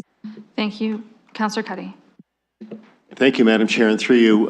First of all, I want to thank Councillor Ferrer for bringing this motion forward. I think this has got real teeth, and we can see real action on it in a very short period of time. I also want to thank Deputy Mayor Lewis for the amendment, because I think the change of funding is important in this one. I will say that many of my residents, Madam Chair, won't come downtown because they don't find it clean, because of the graffiti, And I think this is going to change a lot of their minds. It'll get them to use Canada Place, Canada Life Place, the downtown market, and many of our restaurants. So I think this is a great opportunity. And again, Councillor Farah, thank you very much for bringing this one forward. Thank you, Councillor Pribble. Thank you, and I'm very glad that it was brought up by the Deputy Mayor Community Reserve Fund, because I do believe from the Economic Development Reserve Fund, we will need 3.2 million, every penny of it, and not just for downtown, for economic growth, for City of London. So I do agree with it. I would just, I would support this. The only thing is that if we are already scratching 27, I would like to make an amendment to amendment, if I have a seconder, just for 1 year. If we are doing it anyways, that it's not going to be 3 years, I would like to do it for 1 year. And the reason why I want to do it only for 1 year, because again, this very well might be part. Sorry, just pause. So you want to sorry. amendment, and you're looking to amend the amendment that it would be only for 2025, not 2025 and 26, is that correct? Okay, and a seconder and Councillor Stevenson. So it's the amendment of the amendment on the floor. We're going to load the verbiage into eScribe, so hold tight, and then I will start a new speakers list.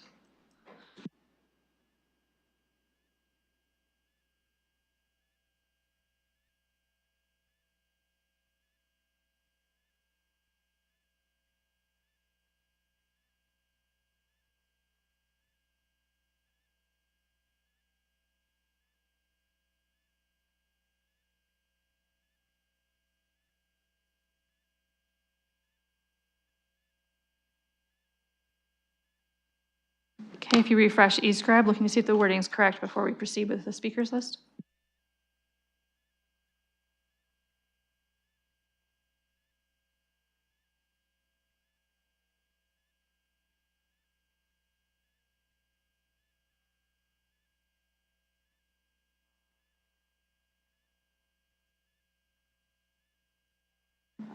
A point of order, nothing's on the,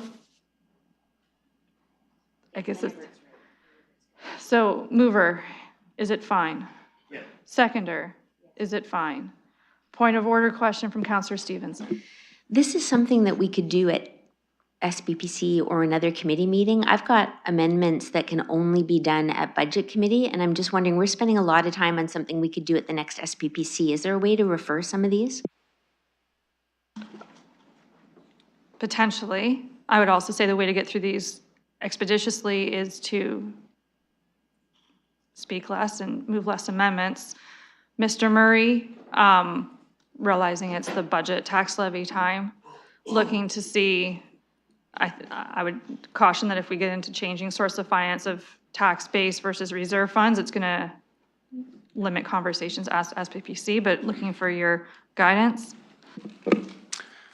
Thank you, through the chair. From finance's perspective, as I'd indicated earlier, if the proposed funding for this initiative or others is through one-time funding sources, there's the opportunity to do that at any point throughout the year and through the normal course of committee and council business.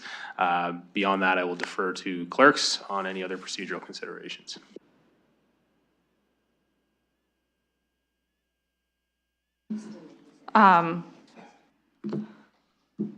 So you've heard from finance, clerks is procedurally, they're fine with however we proceed because we're following the council procedural bylaw. But the motion's moved and seconded on the floor. There's a speakers list. I would say once it's kind of moved and introduced, maybe just we can speak for up to 5 minutes, as many times as you want as that takes. But maybe if you already know where you're going to fall on it and what your preference is, we just get to the question quicker than not. But I will look to see which one of you would like to speak first. I will start with Councillor Pribble, I believe Councillor Stevenson, no. Okay, so we're going to start there, and then we'll see if anyone else wants to chime in. So the reason why I want it only for 1 year, again, this initiative to be part of a concept. And for example, yesterday when we talked about the parks and when we talked about if we accept all four, it's cost savings, and if we just select two, it's going to be more expensive. And this is the thing that's I'm good to support it for the 1 year, but again, I think that, again, we need the big concept, the big picture. We are buying time in terms of 25, but let's make sure 26 is included in the concept. So that's the reason why I want only 1 year for now. Thank you. Thank you, Councillor Stevenson. Thank you. I just have a couple of questions for staff, because do we have in our regular city budget cleaning for our downtown streets? Is that something that's already included in the budget? Ms. Chair? Thank you very much. Yes, the downtown, actually the entire core area as defined in the old core area action plan, receives the highest level cleaning services we provide. So that is daily cleaning, sidewalk sweeping, graffiti removal, and litter collection on public property only. And that's daily from 5 a.m. to 9 a.m. or 9 p.m., pardon me, year round. The downtown clean teams, they'll provide more of a complimentary service with a focus on public property along with their beautification mandate and additional litter collection on public streets. Councillor. Okay, thank you. That's great to hear. And the YOU program that we fund for cleaning as well, is that something that is an ongoing thing, or has that come to an end? And what do we spend on that? Ms. Smith? Thank you, and through Madam Chair, currently we fund YOU for the Clean Slate Program, $200,000 in an annual grant. And this is the employment-focused program that's focused on cleaning private property in the downtown and Old East Village. Councillor? Thank you. And through the chair, and how often is that cleaning done? Ms. Smith? Thank you, and through the chair, they help keep things clean in the downtown. They operate on a limited schedule as they try and create a flexible working environment for young people. They attempt to go out daily, but I would have to confirm that. A follow-up, Councillor? Thank you. That's good enough for me. So our city services, we already in our budget have a high level of cleaning. Then we've got the YOU program. I also see in the downtown London budget, they spent, the budget was $215,000 for cleaning last year, and it's $343,000 for cleaning this year. So if I understand it, like the downtown London budget is $343,000 for cleaning. This $300,000 would be adding another $300,000. So we're talking about $650,000 a year for cleaning on top of the $200,000 to YOU and the cleaning that we already pay for in our city budget. So I'm looking to spend less money on this. I love the idea that spending this will improve the downtown core, but there's been lots of money spent. This is just trying to keep what we have this year. So I'm looking to limit these costs as much as possible. Okay, Councillor Ferreira. I just hope that council does not support this amendment. I said no to the last amendment from the deputy mayor, but I will be supporting that amendment. And I hope that we get what we have with the 2 years and the other source of funding through, but I will not be supporting this amendment. Okay, further speakers? I see none online. Is there anything in chambers before we call the question on the amendment to the amendment, which is only 1 year funding for 2025? Seeing none, calling the question.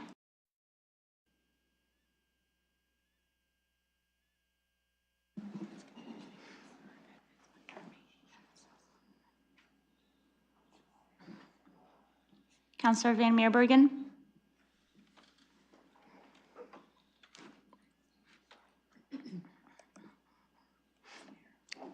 Closing the vote, motion fails 2-12.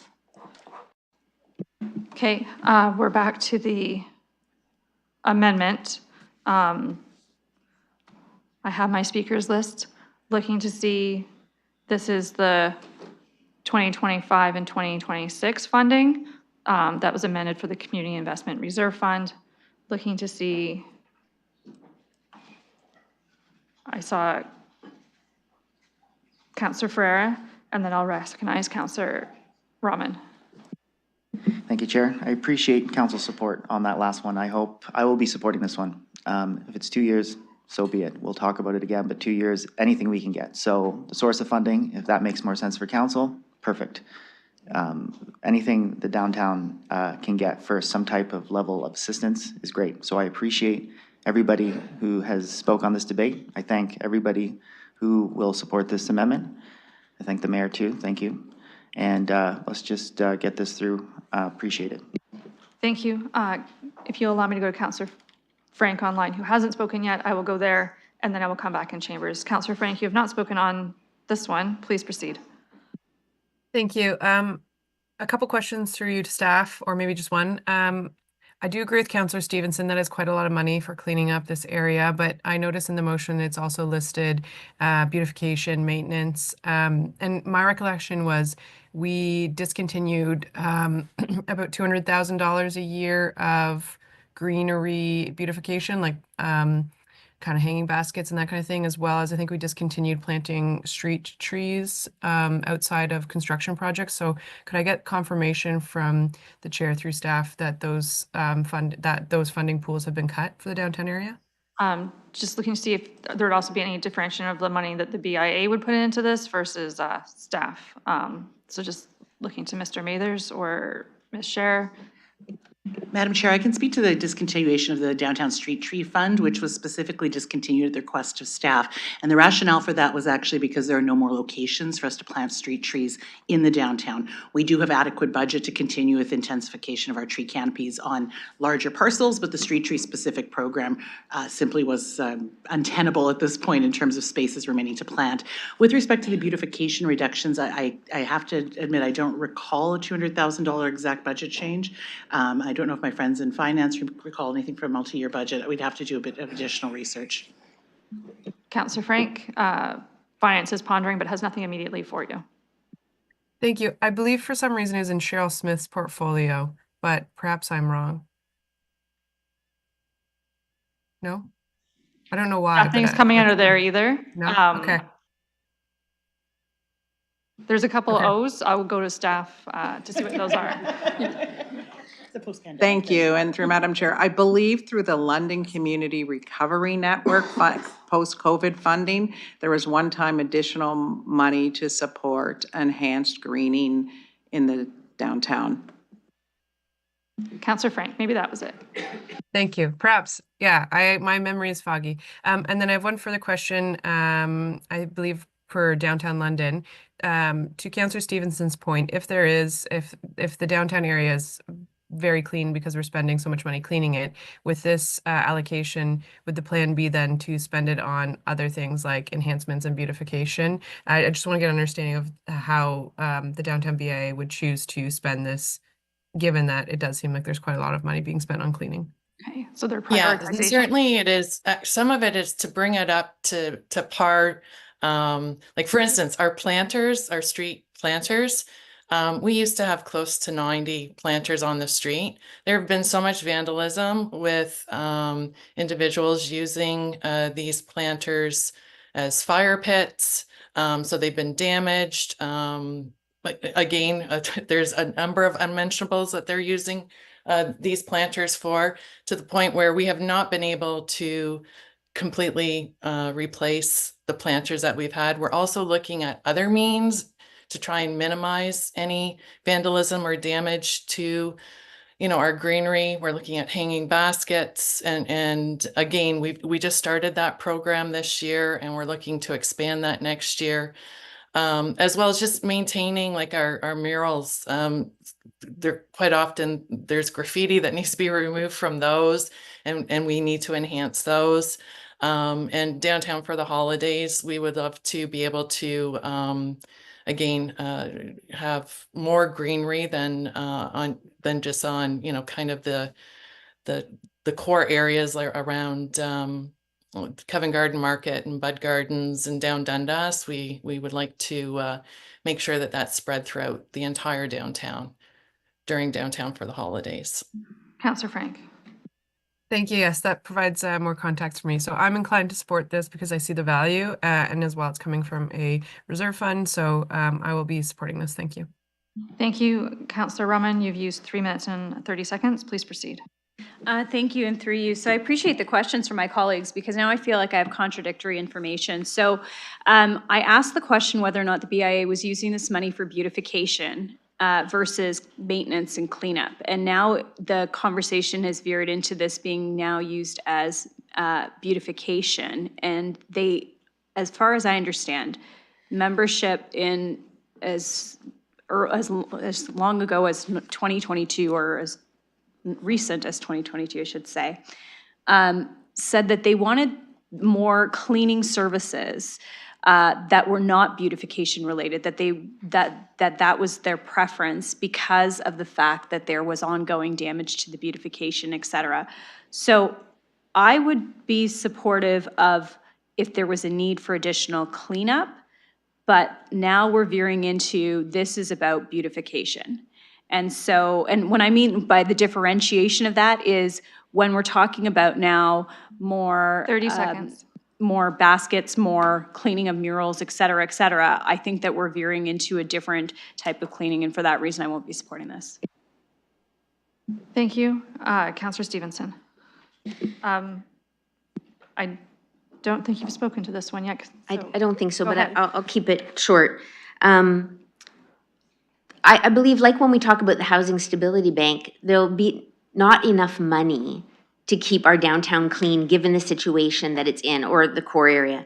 So how much money are we gonna spend chasing our tail, trying to remove graffiti, replant planters, clean the streets, rather than, if we're gonna use taxpayer dollars, which is this, regardless of whether it comes from the reserve fund or the levy, we're using property taxpayer dollars. At $25,000 a month, which is what this is, we could shelter more than 5 people. And I would much rather spend the money addressing the actual issue rather than try to, you know, we're getting nowhere, but we're spending a lot of money going nowhere in our downtown. So I would rather look at things like, do we need to start looking at the outreach, which is handing out foil and needles and everything to the people on the streets, and then we're spending money cleaning it up.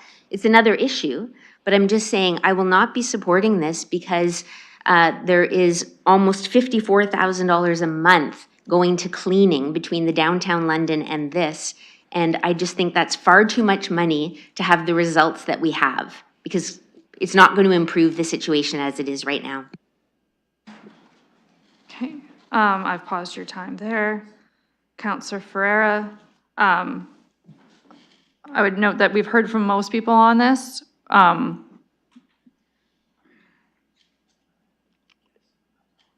We do have a long day, and my intention is to finish this and the next one before we get to lunch, just to make sure that we could wrap up downtown BIA stuff coherently. You spoke for a minute. I'm going back to you, and then I'll recognize Councillor Hopkins. You can go to Councillor Hopkins. I was going to respond, but I'm not. I don't think I need to. Actually, let's go to the executive director of the BIA, because I do know that she has she can articulate the beautification of the public property. The BIA tries to maintain a different. Sorry. A point of order, recognizing the mayor. We're on the amendment, which the only change is striking 2027 and changing the source of funding. And everyone is debating the main motion. And I think we can smooth this along if we just decide, do you want 2 years instead of 3? And do you want the change in the source of funding? And then we can have a debate on the main motion. Otherwise, everybody's going to speak again. Sorry. Yes, that's on me. Absolutely. So I would say, if we're good with that, I do believe that's a point of order, that save your comments back to the beginning of main motion. Sorry, I forgot that we were on an amendment. That's okay. It was the amendment the amendment to the mayor's budget, which was really just the, yeah. So looking to call the question, that's strictly the 2 years versus the original 3 that was put forward. And then either it passes or not, then we go back to the main motion to discuss it.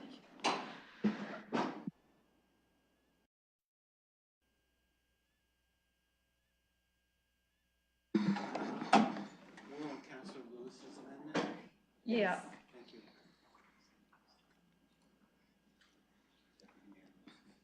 Councillor Frank?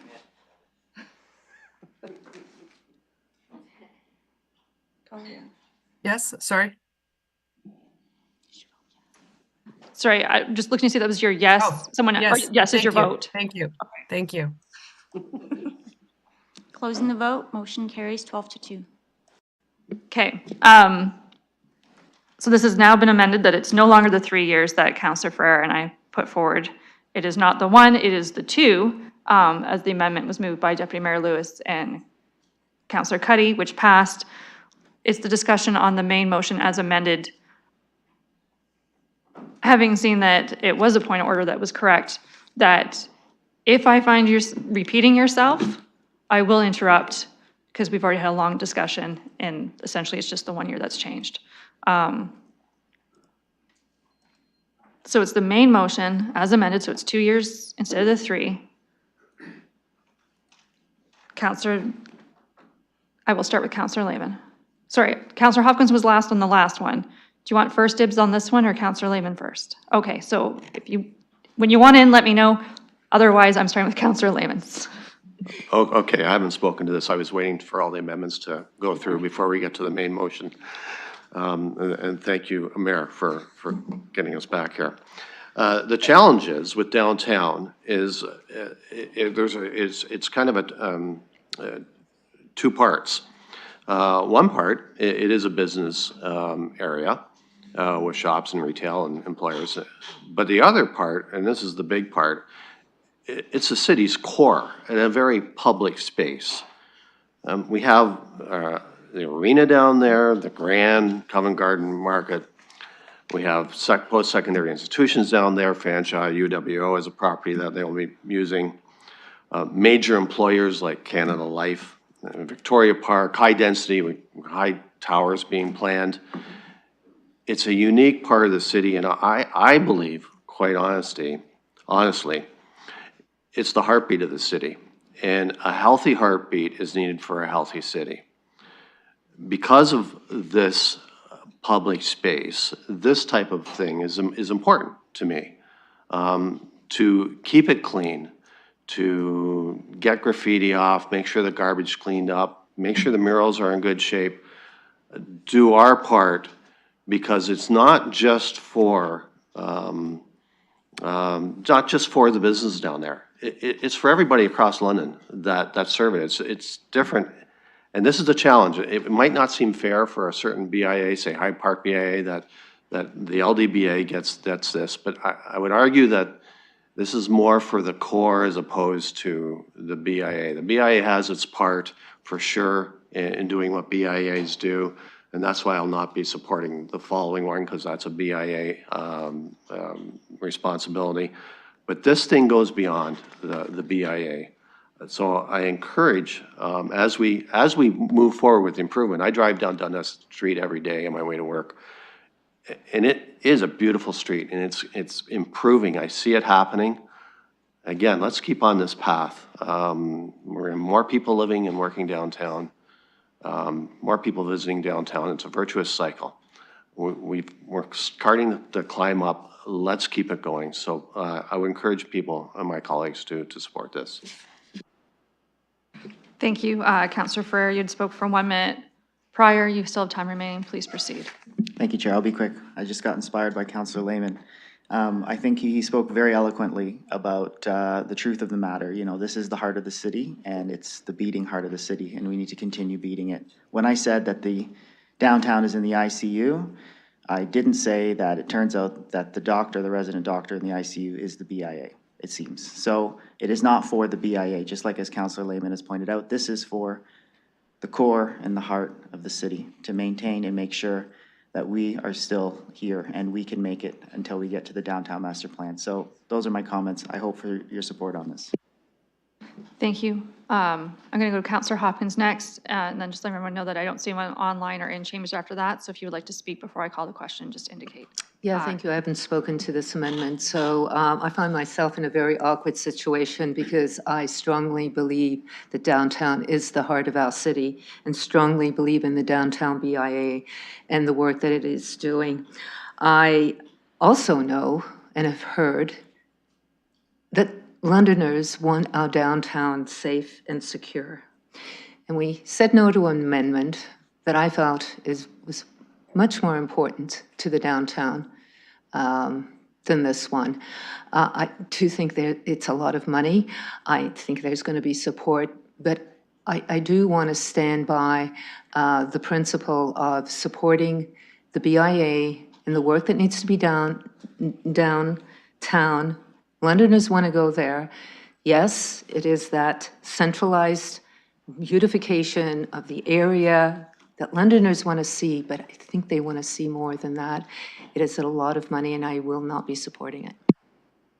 Thank you. Further speakers? Councillor Pribble. Thank you. Just a quick comment. I will be supporting it, even though I would have preferred 1 year only, but because of the change of the funding, I will be supporting this. Thank you. Thank you. Further speakers? None online? None in chambers? Call on the question.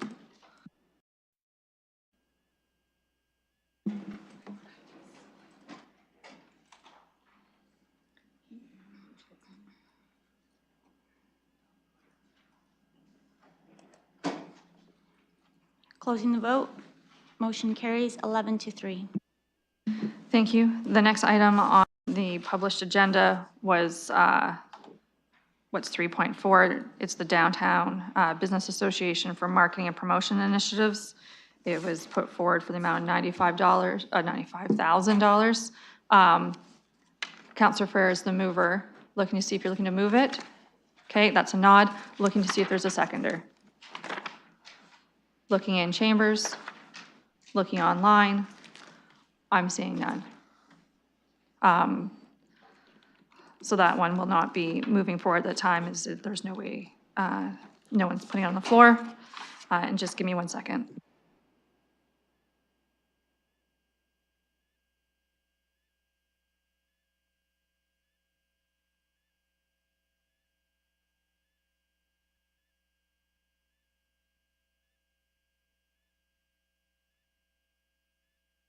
Okay, the request is just that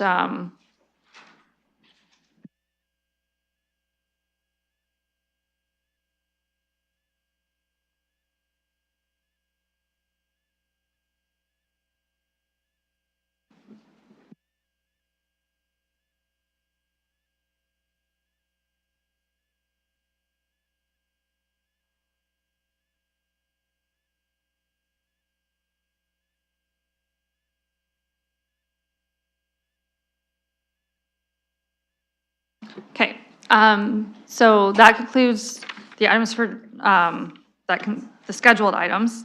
That move us on to items for direction. There is one. It was the Middlesex London Health Unit 2025 funding request. Bio break is not ready for us. I'm going to suggest that we continue on for the next bit. Dr. Summers is with us online and is available for any questions. And this one is that the report in our package be received for information, and that Civic Administration be directed to fund the City of London's increased share to $226,954 for the 2025 operating budget contingency reserve. So I'm going to ask you to look at that one quickly and then see if there's a mover and a seconder to get it on the floor.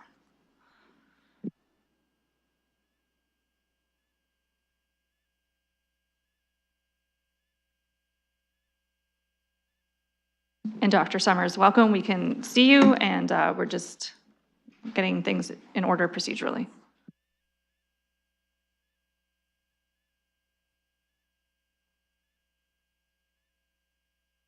Okay, looking to see if there's a mover and a seconder to put this on the floor for discussion. Councillor Trousseau is moving it. Yes. Councillor Frank is seconding it. So the report is now on the floor. As I said, Dr. Summers is available for questions or comments. And I will start with Deputy Mayor Lewis. Thank you, Madam Chair. And through you, welcome to Dr. Summers. Because I am going to ask a very specific question for him.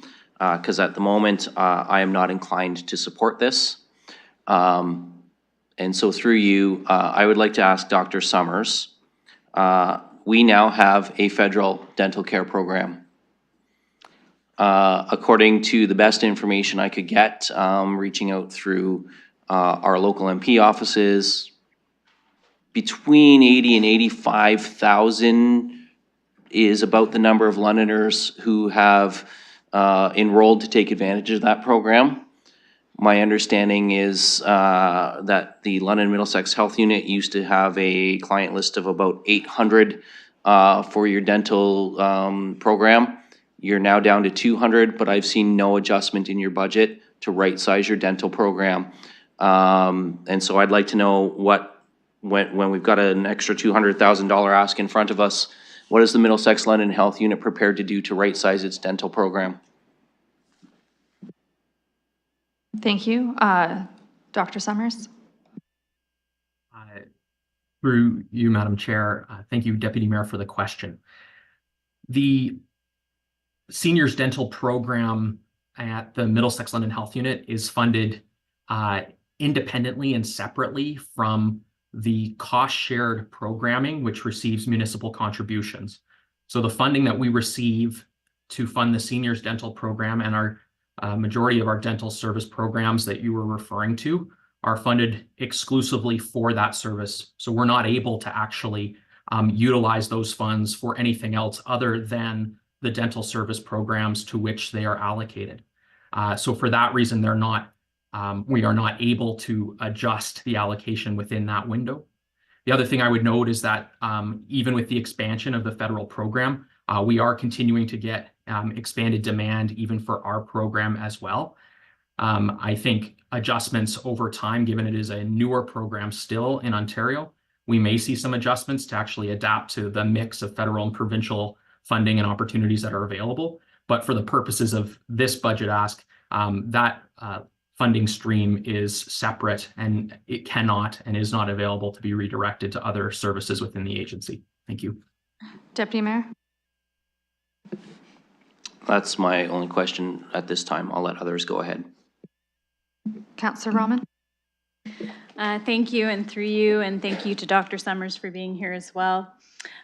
Just thank you. I appreciate the correspondence that we've received from MLHU, and specifically there's a bullet that mentions meeting with local federal MPs as well as PHAC to review the impacts of newcomers on the demands for services from the MLHU and advocate for the associated increase in costs to be recognized. I'm just wondering if you did receive any of those additional costs recoveries?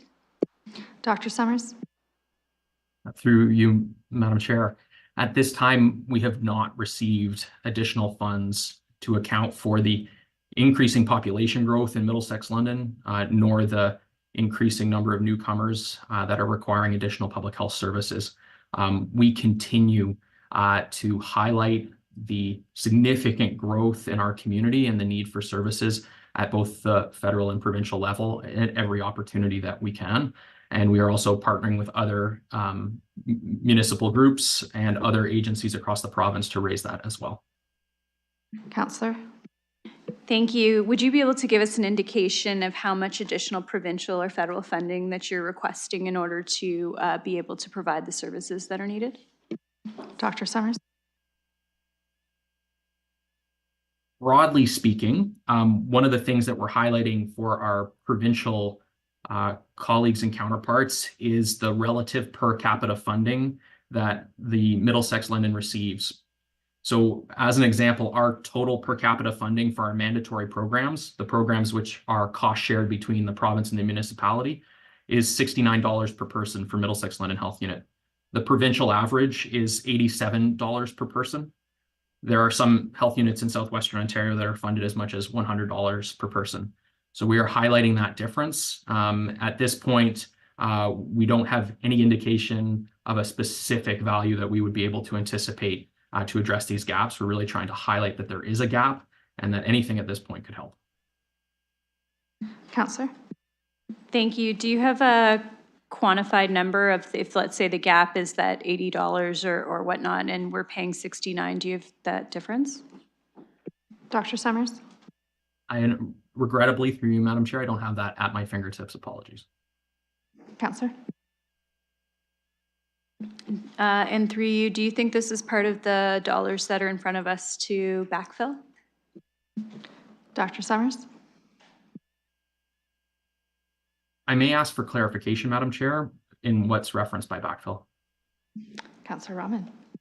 Thank you. And through you, in referencing that there's a shortfall in funding, do you see this as part of what's in front of us to fill with the additional increase?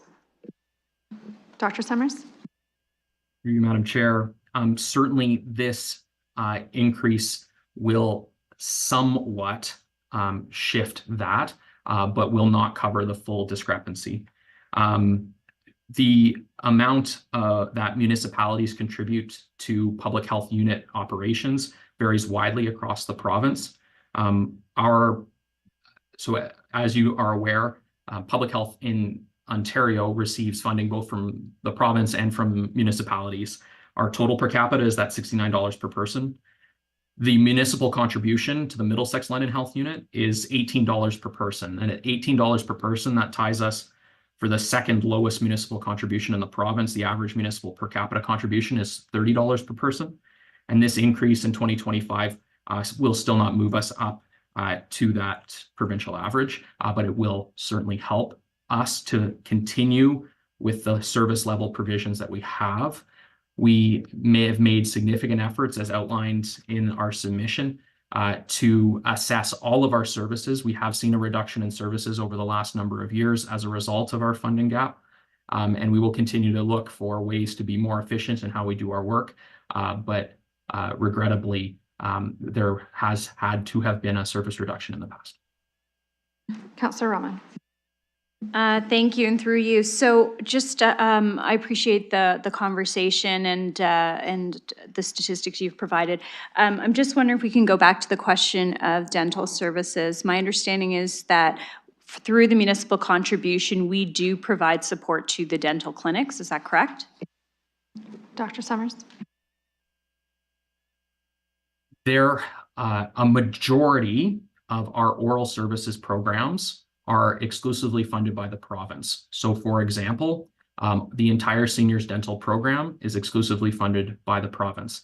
The program in which we see children who otherwise don't have access to dental services is exclusively funded by the province. There are some small aspects of our dental health service program, including the screening that we do in schools in order to assess whether or not children require additional dental care, which would receive some of our cost-shared support. However, it's very little and relative to the majority of our oral services program, which receives exclusive funding from the province.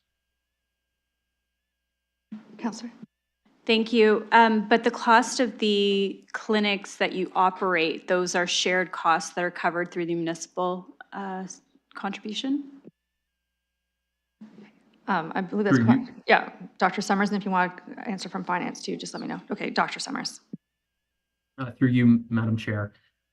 From a physical space perspective, we use harmonized clinic space. So for example, at our City Plaza location, we have a harmonized clinic that has a common waiting room for people that are being seen for sexual health service, vaccine services, and oral health. So a component of the physical space is shared, and some of the services that are received in that shared space, yes, are part of the cost-shared funding model. But a significant portion of the provincially funded costs that we get for our oral health programs also cover what we would describe as the overhead costs of that shared clinical space.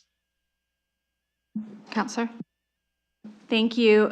So I would entertain an amendment to the amount that's here, but I am a bit concerned about the federal contribution that is underfunded in terms of newcomer spending, and then as well as some of the provincial offsets that are here as well. I'm just wondering if you might be able to comment on some of the services that are provided to newcomers in our city and what the increase year over year is in terms of service provided to newcomers based on growth, population growth in the city. Dr. Summers. Thank you for the question through you, Madam Chair. I cannot provide specificity on the totality of services delivered to newcomers in the city, of course. What I can say specifically is that we have seen an increased demand in services for vaccination and assessment of vaccine records. We've seen increasing demands for some of our home visiting programs for young families, for some of our prenatal programs, which are focused on newcomer families as well.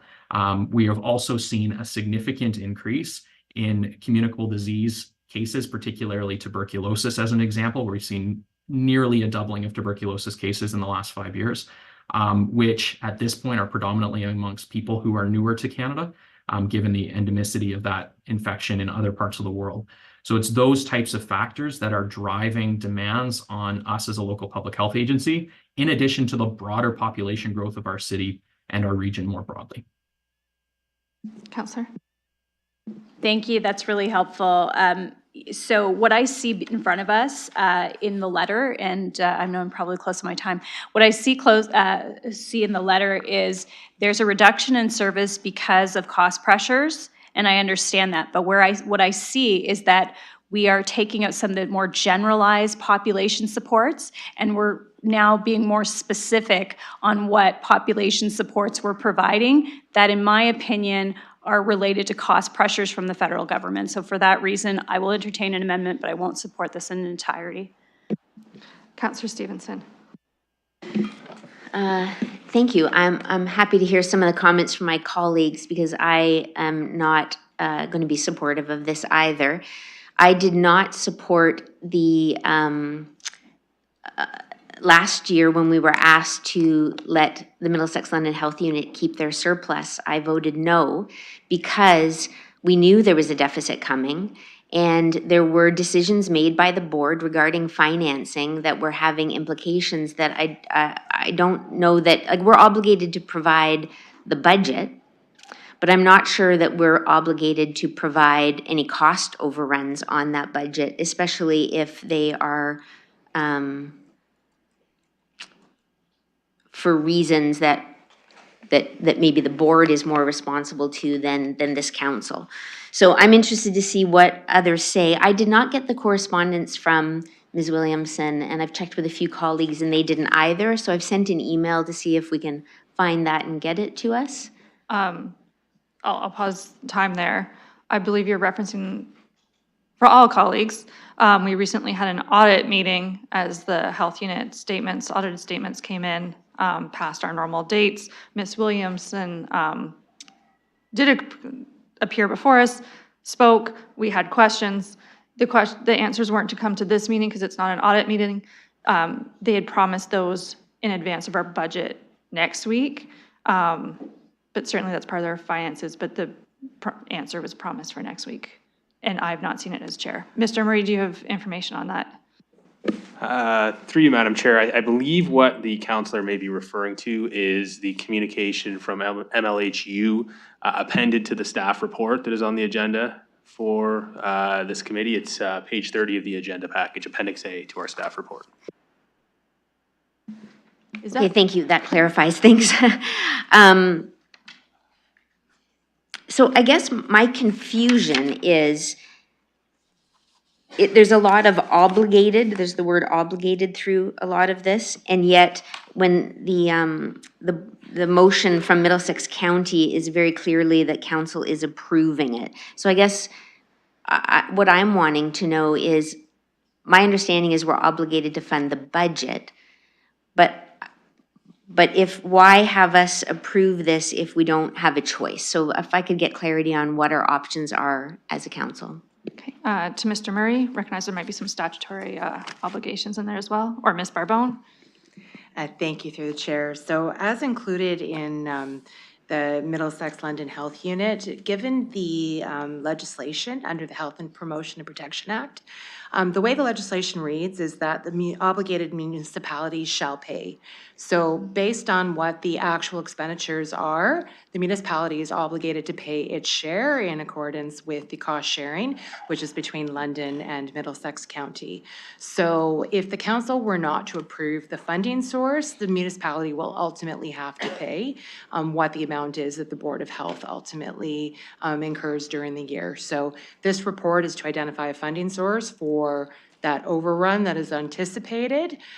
Should the council not approve that, then there would not be a funding source anticipated to support the additional expenditures that they will be submitting as part of their budget. Councillor Stevenson. Thank you, and through the chair, thank you for that clarity, because now I understand that. Although not related, or not directly, but I would like to know, I'm trying to word this carefully, but I'm wondering, knowing that there was a deficit coming at the time that there was a surplus last year, could there have been a recommendation that that surplus be applied to this, knowing that it was coming? I'm really still very confused as to how that, knowing that this was coming and knowing that we had no You have to option. pause for 1 second. I've paused your time. I have a point of order on the floor from Councillor Trousseau. So now we're being asked to speculate on what we could have done last year, and I don't think it's germane to what's on the floor. Thank you. To address the point of order, I would say, I think the councillor is trying to understand if that surplus could have been used in a different way to address this business case that's before us. But I would say it was a historical decision and doesn't help us now. So it's how to dispose of the item on the floor before us. Thank you. Yeah, I'm just trying to understand and to be able to explain to taxpayers why we spent $472,000 of their money last year and now another $227,000. And I'm also wondering, as a council and as an oversight body, when a board takes on 20-year debt and makes huge long-term commitments in terms of lease or debt obligations, is there any, I guess my question is, I guess the question before us is, how do we fund this? But I do think maybe at a future meeting, we get to talk about what we can do to ensure that our boards aren't making decisions that we're liable for. Thank you. I'll also note that the health units one isn't one of our boards. It's one that we're just obligated to fund, like the same governance kind of model as Upper Thames, police, health unit, and land ambulance.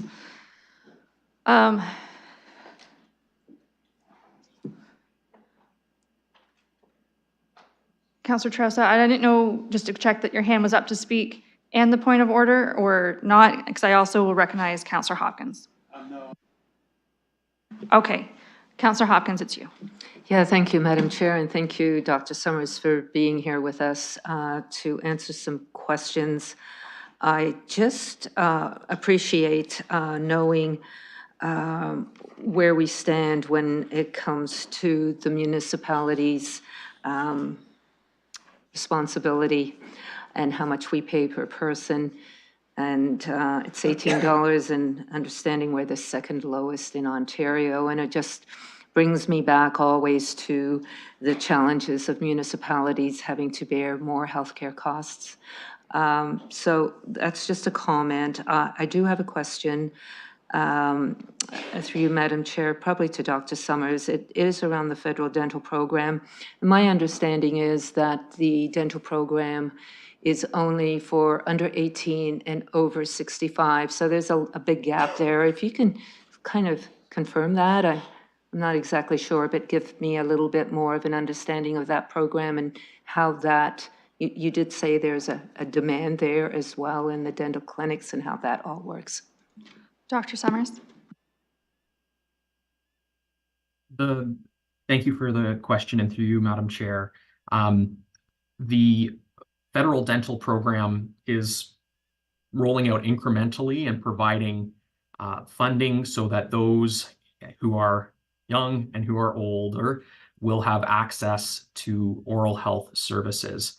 We may see an additional expansion of eligibility as the years unfold, and it is seen at the moment as a complement to the previously introduced Ontario Seniors Dental Program, which was for low-income seniors over the age of 65. We are still trying to fully appreciate, as are every single province at the moment, trying to appreciate how the federal program will intersect with existing provincial programs. But regardless, for us, we continue to see folks that previously had no oral health care service who are now receiving it, which is a good thing. Oral health is health, and we're encouraged by that. Councillor Hopkins. Thank you. Councillor Frank. Thank you, yes. And I appreciate the conversation from my colleagues on council. I will be supporting this budgetary ask. I believe that the health unit board and staff have done an exceptional job of finding savings wherever they can. As we saw last year, we've unfortunately had to restructure and cut about 20 positions in the organization.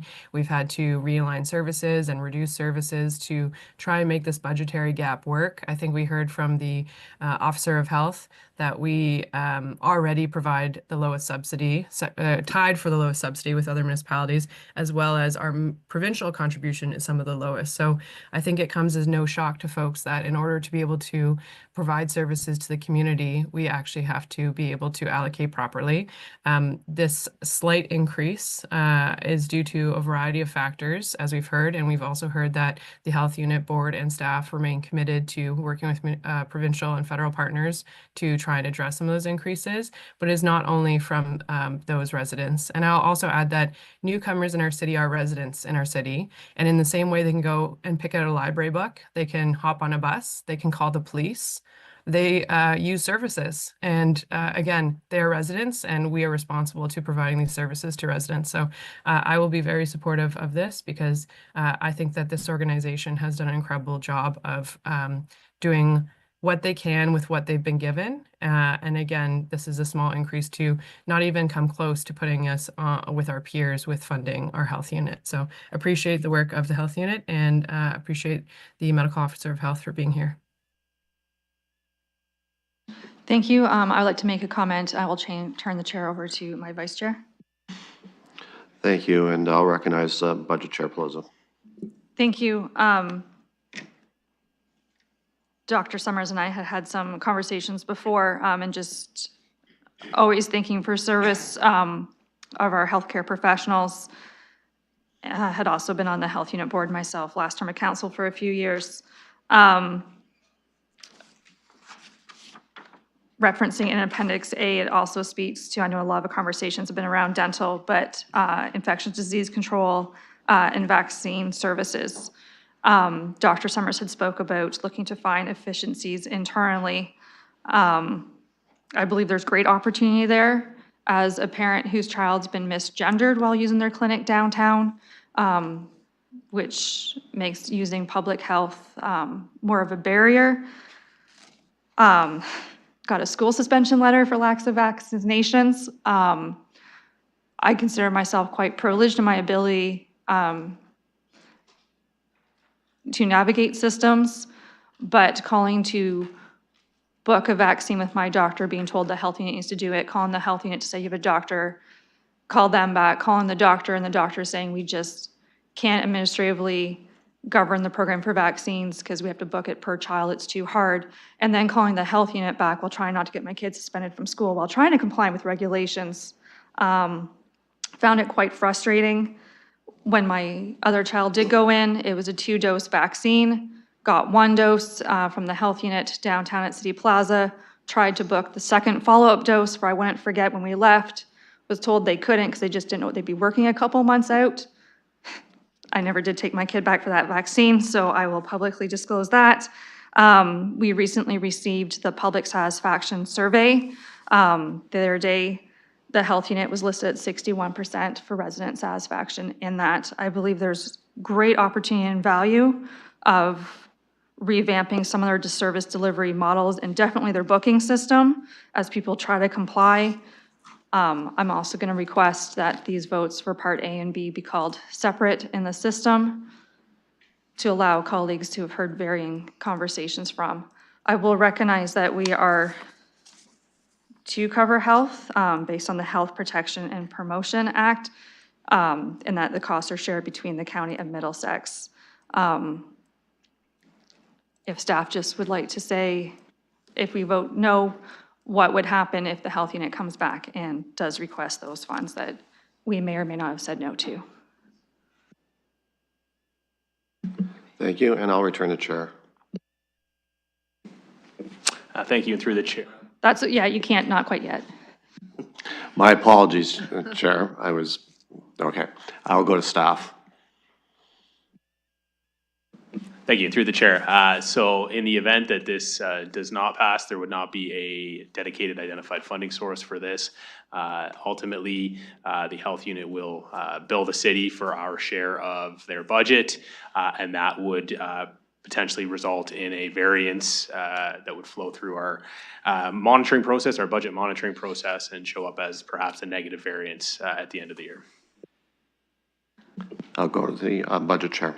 Thank you. That concludes my questions and comments. If you want to give the chair back, you can. Thank If you. not, it's all yours. Thank you. Now I'll return the chair. Thank you.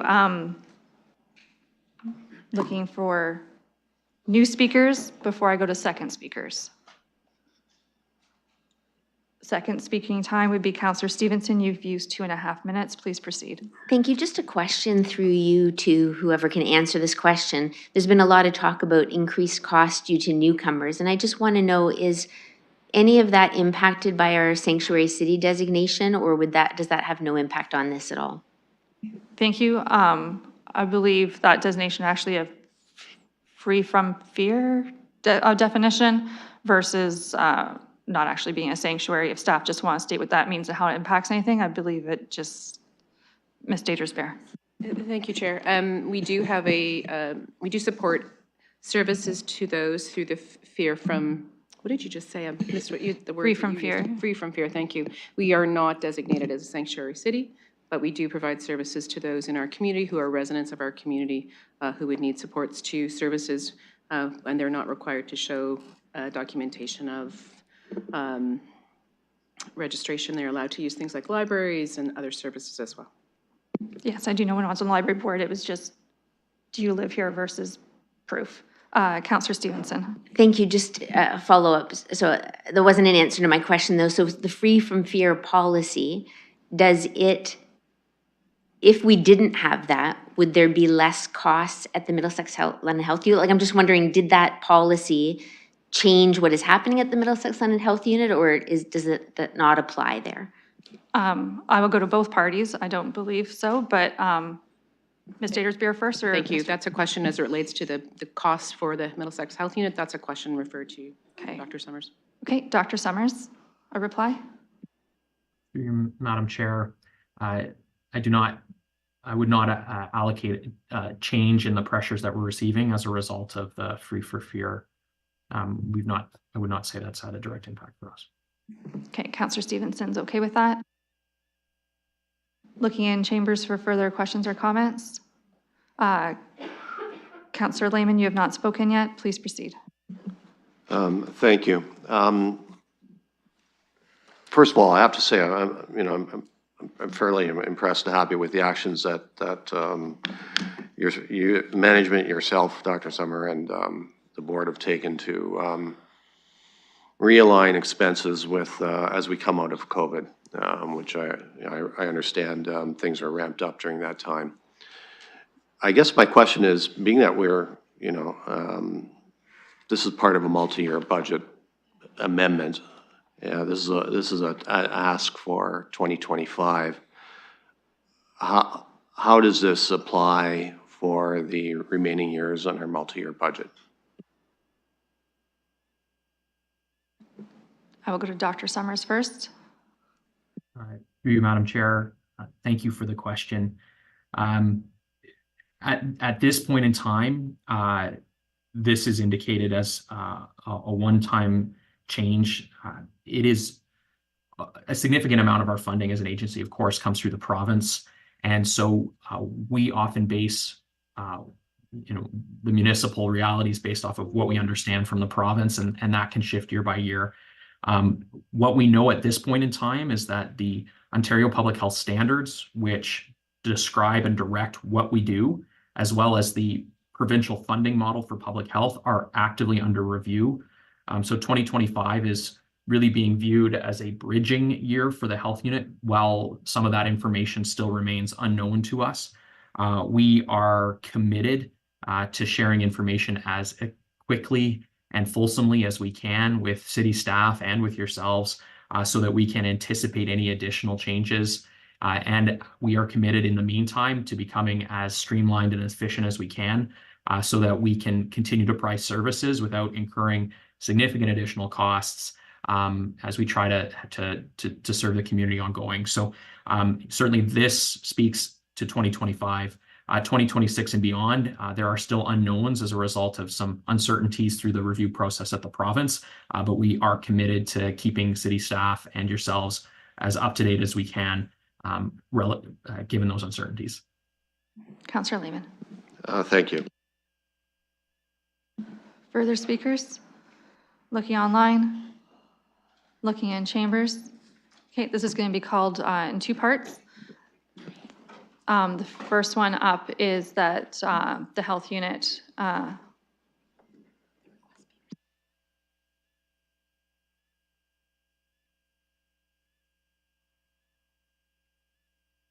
that the report for the one-time funding be received for information. That vote is opening now.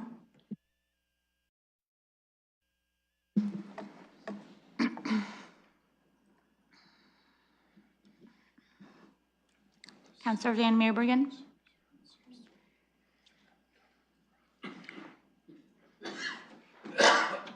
Councillor Van Meerbergen.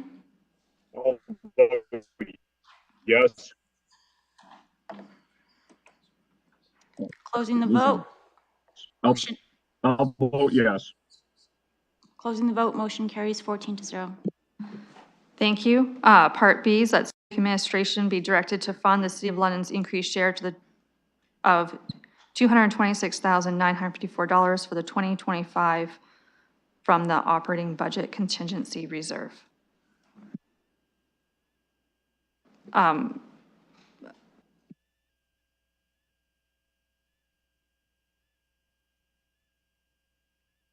Okay, there's one question before we open the vote from Councillor Rotman. Thank you. Just to clarify, so if we were not to support this, you said it would be a variance, so can you just provide more clarification? Ms. Barbone. Thank you, through the chair. So under the Health Protection Act, the city is obligated to pay it.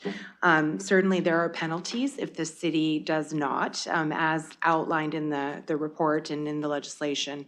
So the city would pay the amount, we would be short the budget to do so, and it would basically roll up as part of our surplus deficit at the end of the day. Given that we have certain pressures, it could potentially decrease the surplus that we're anticipated to have at this point in time for the next year. Councillor's okay now? Okay. Seeing no further clarification questions, calling the vote.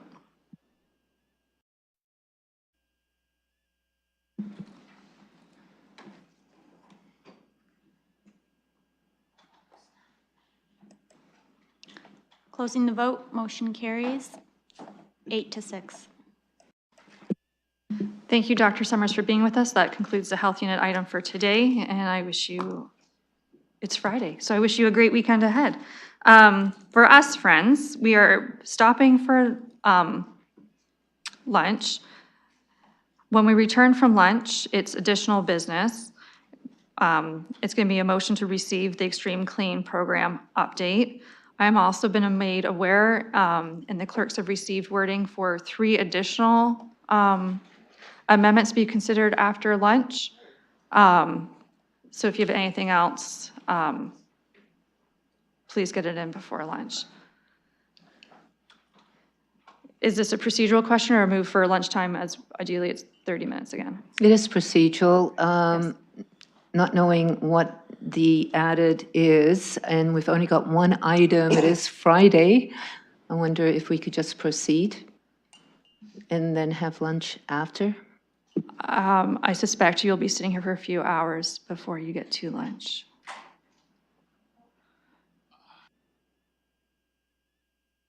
Also, your chair will need a break to use the washroom.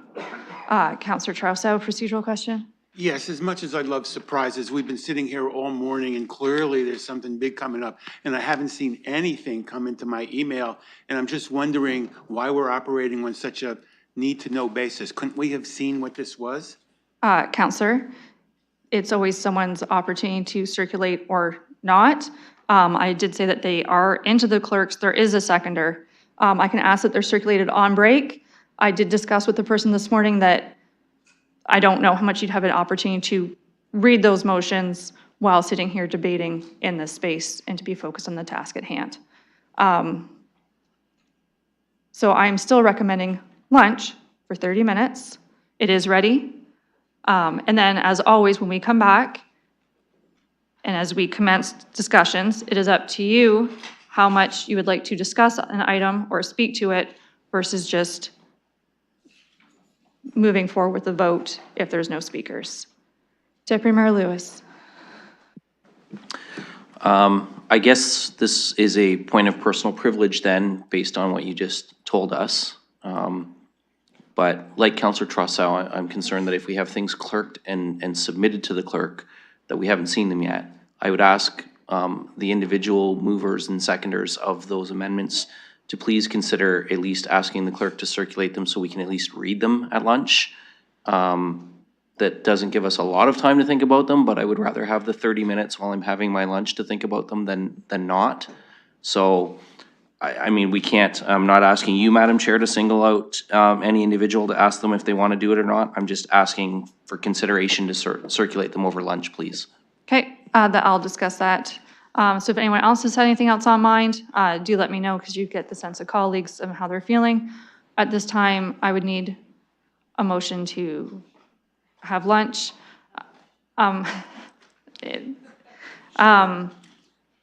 So I'm looking for 30 minutes. It's going to be moved by Councillor Hopkins, seconded by the mayor. Looking for 30 minutes, so 12:37-ish. We're going to be back in chambers. Sorry, just one second.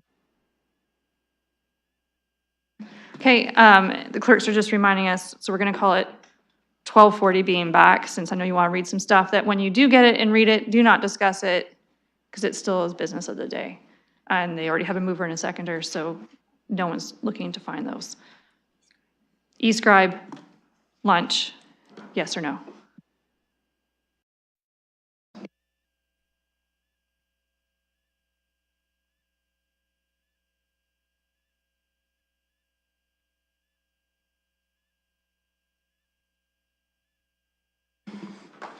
Councillor Rahman? Closing the vote, motion carries 14-0. 12:40.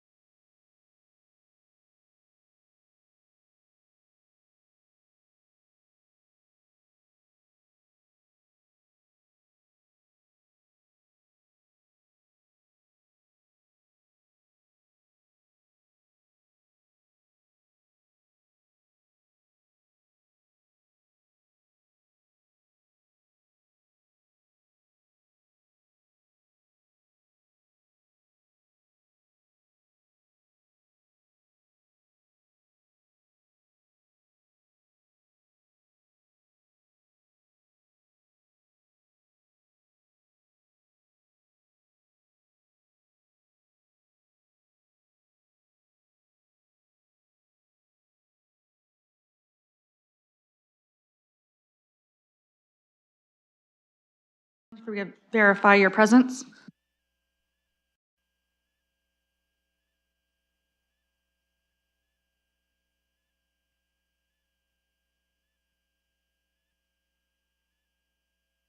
Okay, I'll note that Councillor Van Merbergen, Hillier, Ferreira, and Frank are online. Councillor McAllister is still absent. The mayor and Councillor Lehman's not in chambers. Everyone else is here. We have quorum. We will proceed. For deferred matters, additional business, looking for a motion to receive the communication from the VHA Home Healthcare and Extreme Clean Program. Motion to receive by Councillor Rahman, seconded by Councillor Hopkins. Discussion? Seeing none online or in chambers, call on the question to receive that communication. Ferreira votes yes.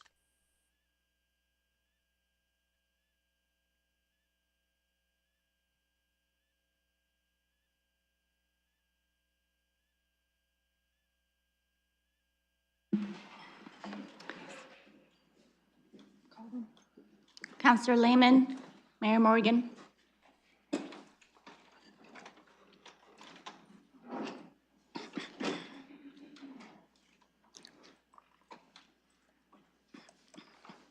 Closing the vote. Motion carries 14-0. Thank you. Motions were circulated during break. Looking to Councillor Stevenson.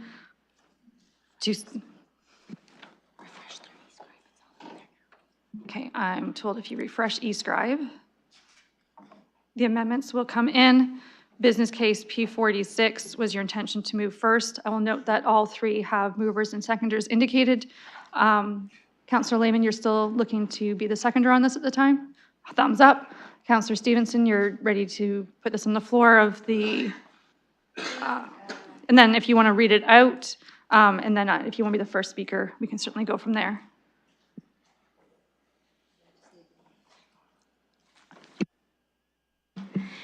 Thank you. I just want to say too, it wasn't my intention to hold on to them until now. I know one of them was sent Wednesday night, the others were this morning. But this one says that the mayor's 2025 annual budget update be amended by reducing by 500,000 the additional annual contribution to the Economic Development Reserve Fund included in 2024 to 2027 multi-year budget business case P46, Economic and Partnerships Initiatives in the adopted 2024-2027 multi-year budget. I don't think I need to read through the rest of it, right? No, in each year is the same reduction. I will start my speakers list. I will look to see if Councillor Stevenson would like to. If not, I just give first right of refusal because you're the mover. Yeah, because I'll just say that this is just a way to reduce the tax levy by hopefully 0.1%. I don't know if that'll be pulled up, but it was just an effort to reduce the tax burden. Thank you. Just as staff, I believe 0.1 is 800,000, so it's slightly less if you. Thank you, through you, Madam Chair. So you are correct. 0.1, a full 0.1% is 800,000. However, with rounding, this amendment, if supported, would be enough to reduce the 2025 tax levy increase from 7.4% to 7.3% rounded. Thank you. Further speakers? Councillor Rahman. Thank you. I'm supportive. Anything else before calling the question? Yes, there is. Councillor Trousseau and then Deputy Mayor Lewis. Yes, if I could ask through the chair to staff, what is the actual effect on this? What is being reduced? I can't tell that from this motion. Mr. Murray. Thank you, through you, Madam Chair. What is being reduced by this motion is the annual contribution to the Economic Development Reserve Fund. Before the lunch break, it was noted that for 2024, the contribution to the Economic Development Reserve Fund is $3.5 million. Based on the adopted multi-year budget, business case P46 included an increase in the annual contribution by $1 million every year starting in 2025. So the contribution starting in 2025 is $4.5 million. So this amendment is proposing to reduce that annual contribution by $500,000. Councillor. And what are the? if you can, and I'm not asking you to speculate through the chair, what are the potential implications of this, if this goes through? Mr. Murray. Thank you through the chair. The Economic Development Reserve Fund is intended broadly for initiatives that support economic development in the city. The implications of this would be a reduced amount of balance in the future to support any initiatives that may come forward that have that economic development relationship. Councillor? Just to assist my memory, and perhaps in case anybody's still watching the public, could you just give me 2 or 3 examples of projects that we've funded in the last year or so that have drawn on this account, just so we know what type of items we're talking about? Mr. Murray? Thank you through the chair. So examples in the past would include support that we've provided to Fanshawe College for the downtown campus. We've supported initiatives or requests for funding support from the Covent Garden Market in the past from this as well. Industrial land development has also drawn on this in the past as well. Councillor? I know that it's inconsistent with good business practices, good budgeting practices through the chair, to leave an excessive amount of money in reserve accounts. In your opinion, and this is your opinion, is there an excessive amount of funds sitting in these accounts now?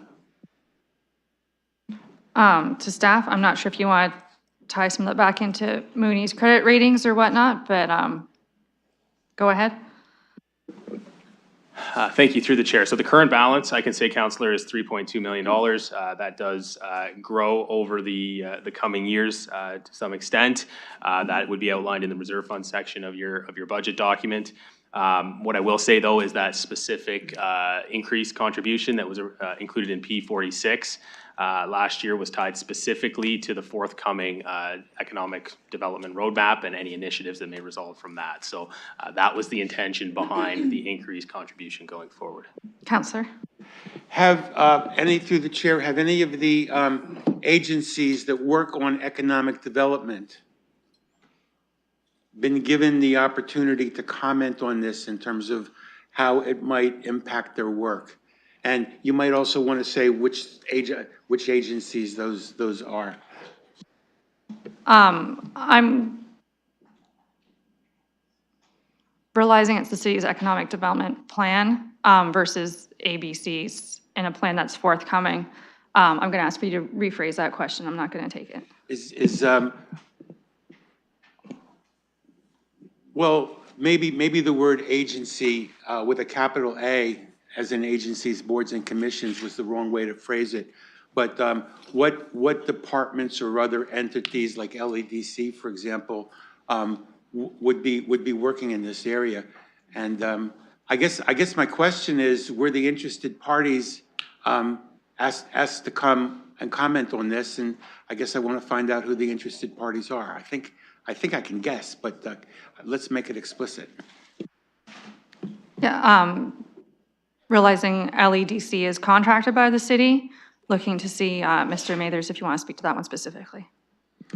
Through the chair, just to provide the partners that we work with, so that is LEDC, London Development Economic Corporation, Tech Alliance, and the Small Business Center.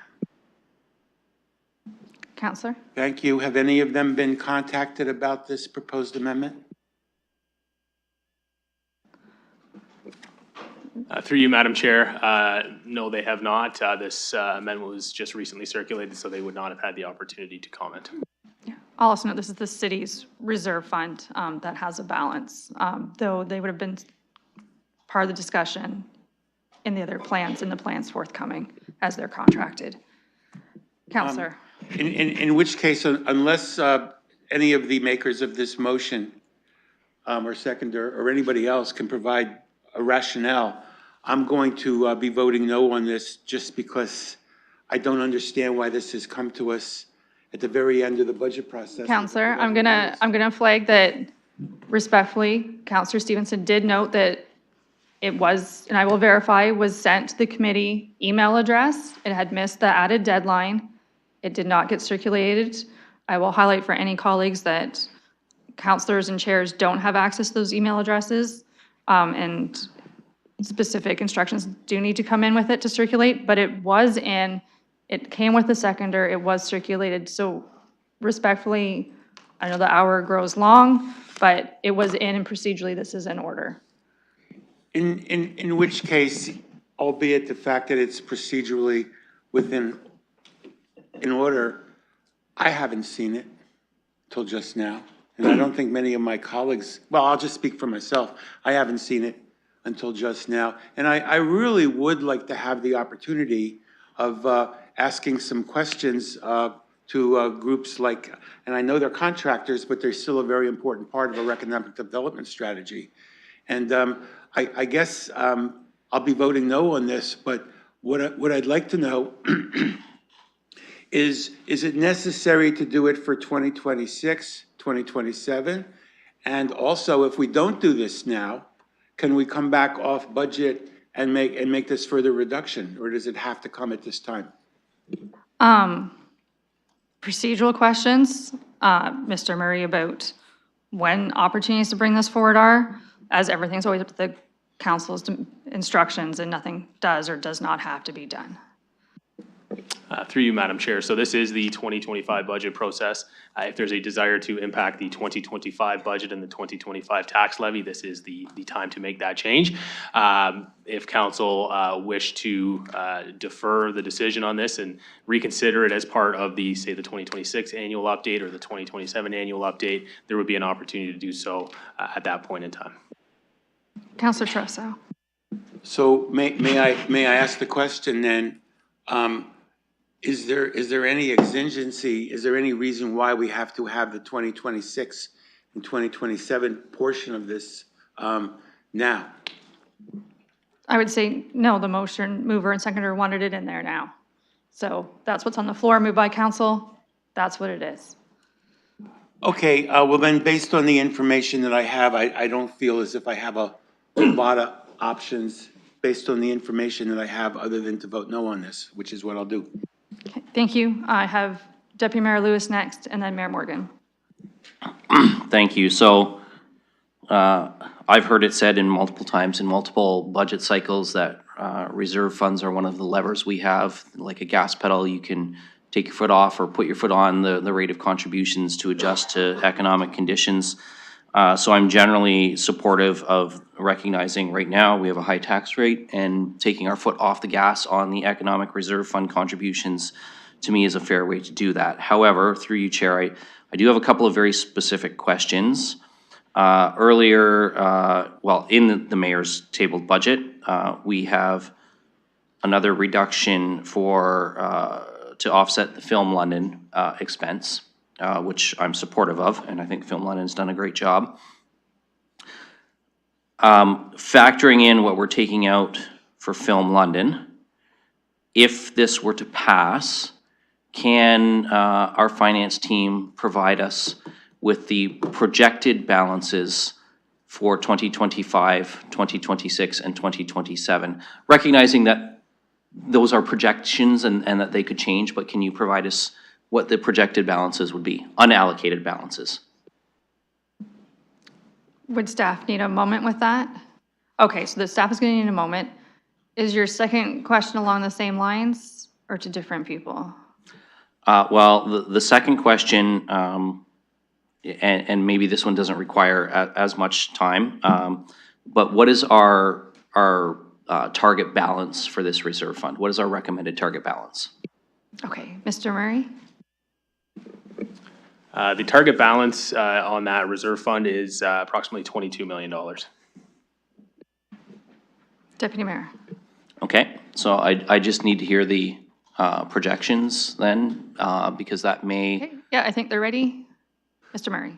Thank you. Through you, Madam Chair. The projected balances are $2.7 million for 2025, $5.3 million for 2026, and $7.9 million for 2027. Okay, and you said the target balance was 22 million that we're trying to get to? Correct. Okay. Numbers are in line. Deputy Mayor.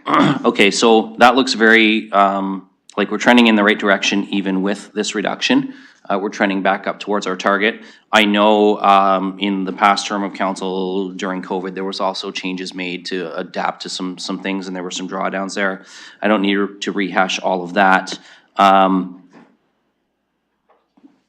know we changed an amount earlier with respect to the source of funding for one of the downtown proposals that Councillor Ferreira had brought forward.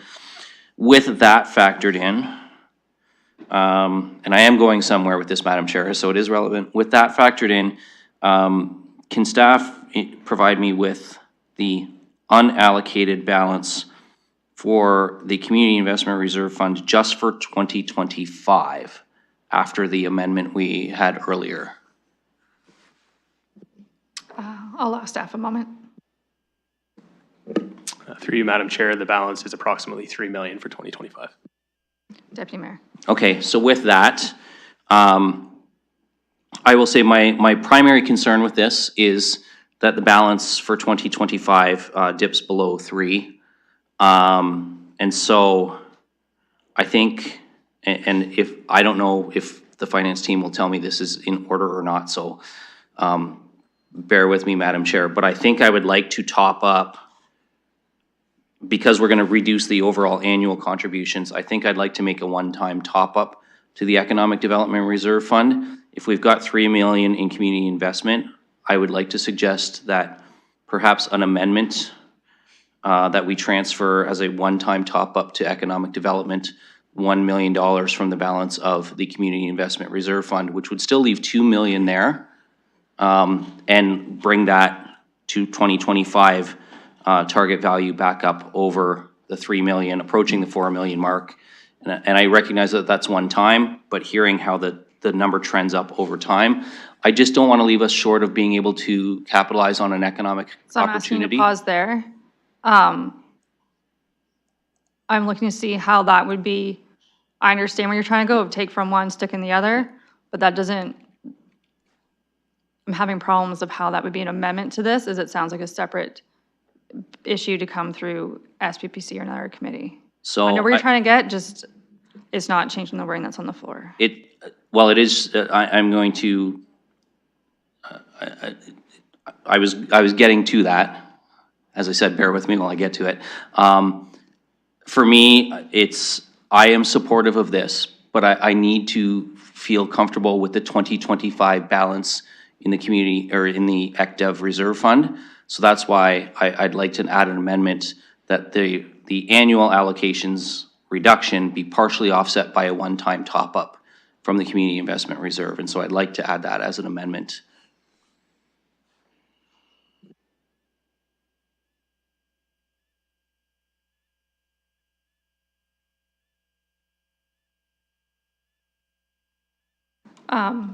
Mayor Morgan might have some wording suggestion. I will suggest- take some leeway. I suggest this only because I've served as budget chair for many years and also served on the Corporate Services Committee. I understand that the chair, and I would agree with her, it's not really related to this particular piece. It sounds like what you actually want to do is fund the first 2 years of this with the Community Investment Reserve Fund, which would be $1 million, and then start the drawdown on the, so you basically could just backfill it for the first 2 years with this. You can't do it that way because you want to take the hit in 2025 downward, right? All right, then it is, I agree with the chair, it's kind of tricky to word, because essentially if you want the reduction in 2025, you gotta actually take it off the fund, and then you could basically just top up the reserve fund at any time with Community Investment Reserve Fund. Mr. Murray or Ms. Barbone? Thank you. Through the chair, our suggestion, if the deputy mayor is interested in doing this, would be to simply add to the end of the wording that is currently as part of this motion, to the effect that civic administration be directed to transfer $1 million from the Community Investment Reserve Fund to the Economic Development Reserve Fund on a one-time basis. Done, sold. I like that wording. That's what I Okay. want to amend the motion to read. Okay, clerks are trying to clerk this verbiage at this point. Is there There's a fight for seconders. Okay. Council, I'll just keep Councillor Stevenson because it was the original motion, out of respect.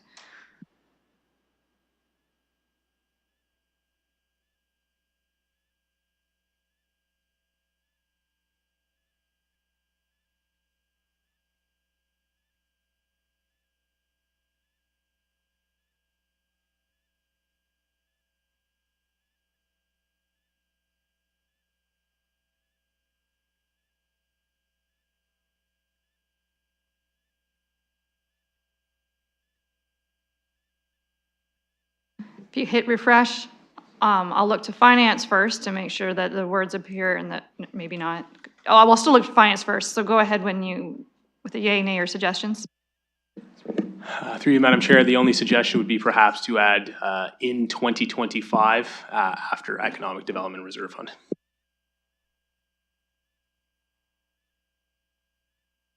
Movers, fine. Seconder, nods. Okay, the amendment to the main motion is on the floor.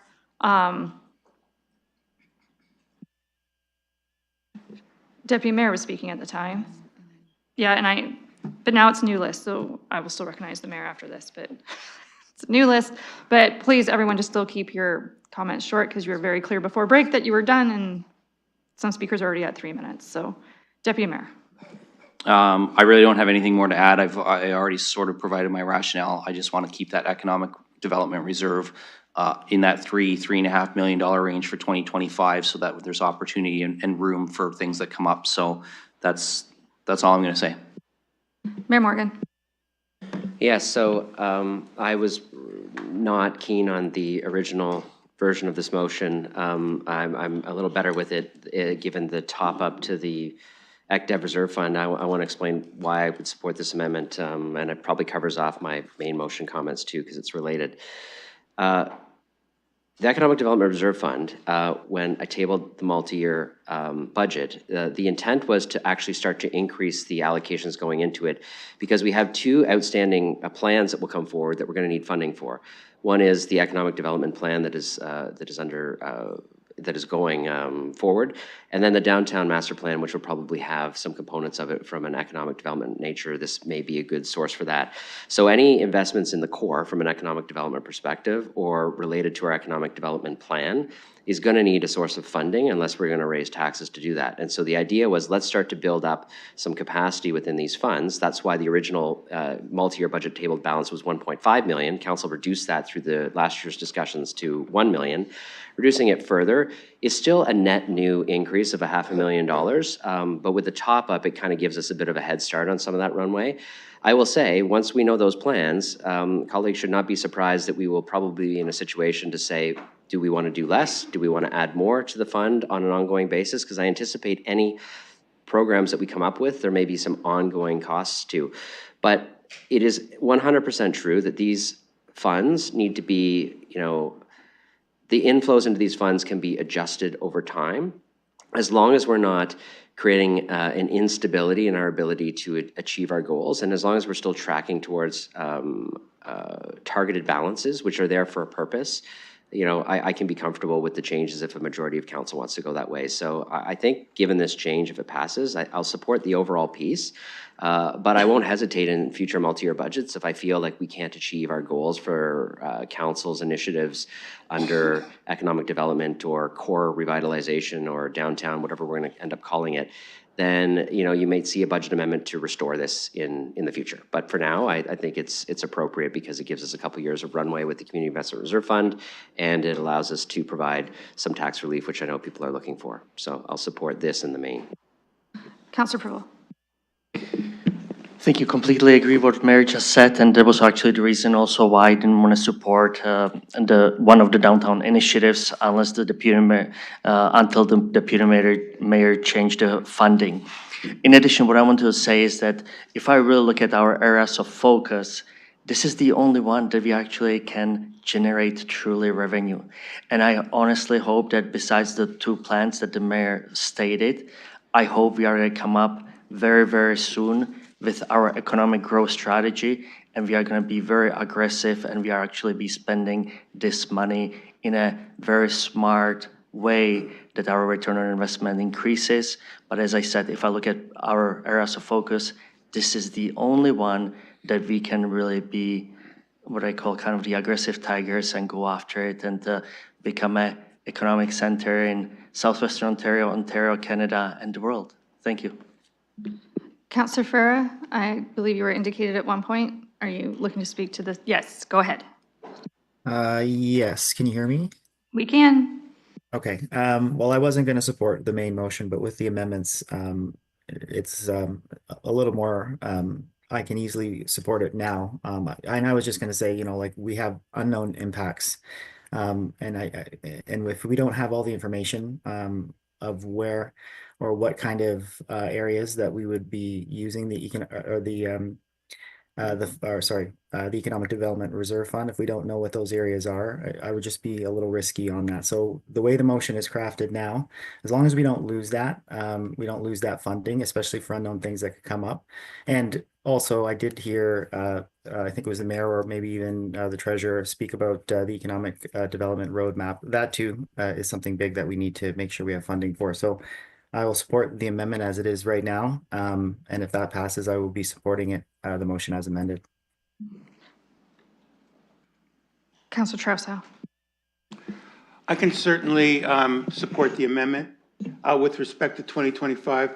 The clarity I'm looking for here is, could you confirm that this doesn't do anything for the 2026 or 2027 numbers, and this is just for 2025? Mr. Murray.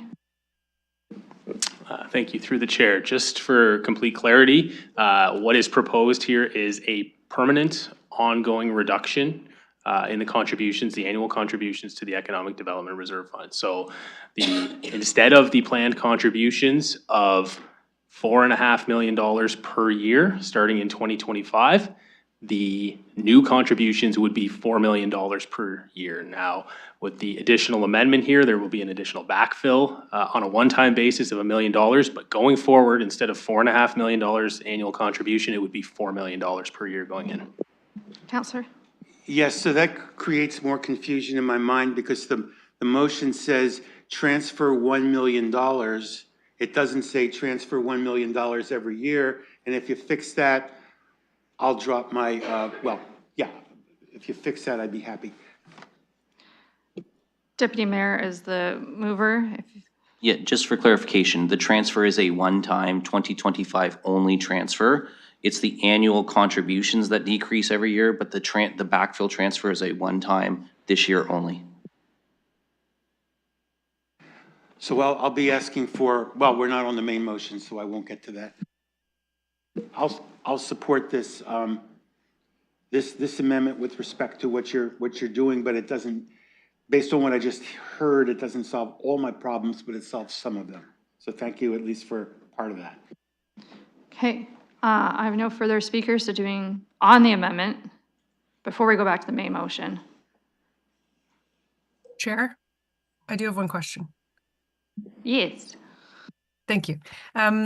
I did have one question before we go back regarding, I know that we have things coming out of the Community Investment Reserve Fund that are kind of triggered at the end of the year. I'm just wondering, does this money come out at the beginning or the end? Because I know we've tied, I believe it was some of the community grant money to being like, you can have it if there's $1 million left at the end of the year. So I'm just wondering when this money comes out. Mr. Murray. Through you, Madam Chair. So the one-time transfer in 2025 would happen very early in 2025. What that would mean is that would bring down the balance in the Community Investment Reserve Fund in 2025 to approximately $2 million. What I will also flag for committee is that reserve fund, the balance is on somewhat of a downward trajectory. So by the time we get to 2027, the remaining balance in that reserve fund is currently at approximately $1.1 million. I will also remind committee that the community grants program, or the revised program of $250,000 per year is contingent upon the Community Investment Reserve Fund having at least $1 million balance as of the end of the previous year. So as we trend later in this multi-year budget period, we are getting closer to that $1 million threshold. Counselor? Thank you. And through the chair, I forget, is that the only thing that is contingent, the community grants, or are there any other funds that we've allocated to the Community Investment Reserve Fund that have that $1 million trigger? Mr. Murray? To my knowledge, that is the only item that is contingent that is impacting the Community Investment Reserve Fund. Thank you. I suppose that if we, at the end of next year then, see that the Community Investment Reserve Fund might be below $1 million, we could top it up by shuffling some money around from a different reserve fund. So I'm okay with this for now. And if that comes to pass, I will later on try to resolve it. But for now, this is fine. Okay, thank you. I would like to make a comment if Councillor Lehman could take the chair. I'll take chair and I'll go to the budget chair, Pelosi. Thank you. I'm a no on this one. I'm going to be a no on the main as well. Finance is amazing, keeping track in whatever magic spreadsheet and programs they have of what reserve fund we're taking money and out of to put into a different pocket to redirect to another pocket. As I would say, if colleagues, I know they're reserve funds, I know they're up to our discretion, but if we're just going to essentially keep defunding community investment pieces, I would suggest perhaps we just eliminate that fund altogether, because it seems to be used for backfilling of everything. And I'm not sure if it's some colleague's intention or not, that when as wording is now written, that if it falls below a certain amount, it stops other things that we had written into verbiage of, if it falls behind this, we can't do this. So I'm not sure if some are intentionally trying to defund programs we've decided to fund by eliminating balances or redirecting balances in reserve funds, but it's going to be a complicated conversation that I think is just going to get worse, and we've already seen that today with Councillor Frank's questions as we move forward. So I appreciate trying to lower the tax rate, but quite concerned that we're into one reserve fund and backing up with a different reserve fund. And that's why, for public clarity and process amongst our own, I'm not okay with this. Thank you. I'll return the chair to the budget chair, noting that Councillor Hopkins is on the speaker's list. Perfect, because she was next on my list too. Councillor Hopkins. Yeah, thank you, Madam Chair. And I really do appreciate your comments there, because I'm finding this is just creative accounting somehow.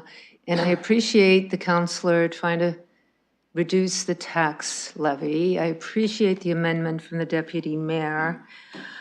I appreciate all that we're trying to do here.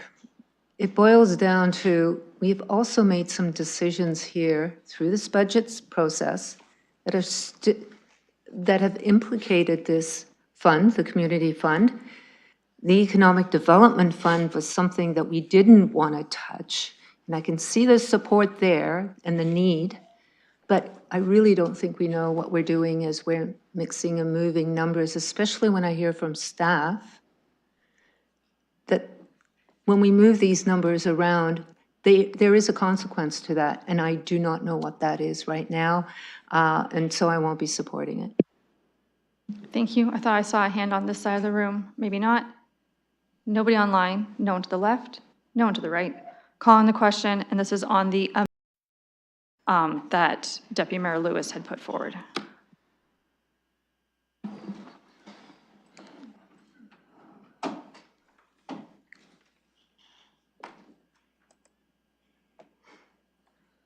Closing the vote, motion passes 10-4. Okay, on the floor is the main motion as amended. I think we've already had robust discussion both ways. Looking to see if there's any final comments before calling the question. Councillor Trousseau.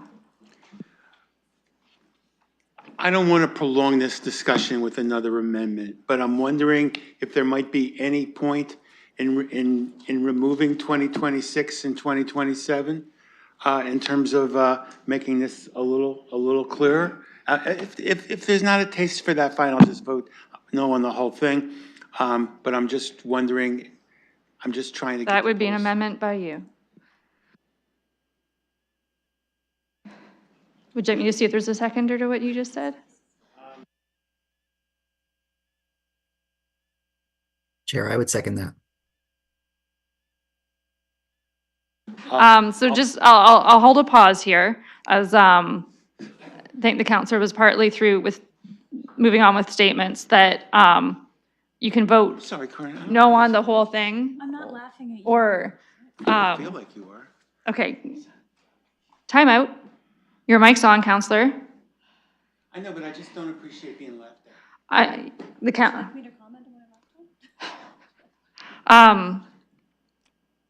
For those who can't see it, I think a point of personal privilege has been called. Someone felt that someone was laughing at something they said. A counselor behind the scenes said it wasn't at them. If you want to comment, it could be at a multitude of things. If you would like to provide clarity or just say you weren't. It's all right, I'll withdraw. Okay, so the point of personal privilege has been dealt with. Yes, I will move the 20. Come out, it's been seconded, so there I. Okay, so there's amendment on the floor again to the already amended main motion that is removing the 2026 and 2027 lines. You saw that process earlier done today. The clerks are just clerking.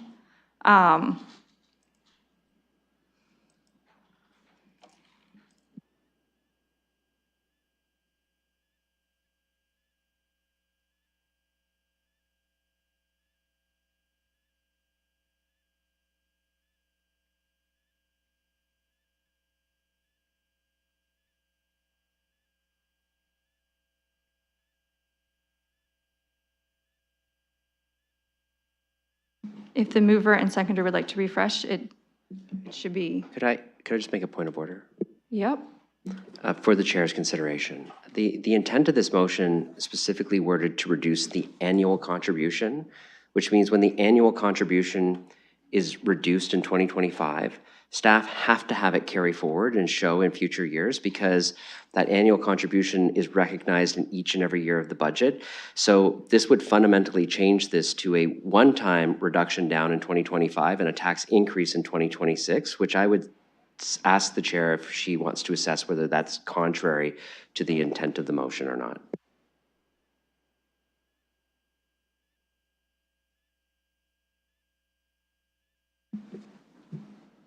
I would deem the mayor's point of order to be accurate, that the verbiage provided in the preamble does say annual, and the counselor's motion on the floor would make it a one-time.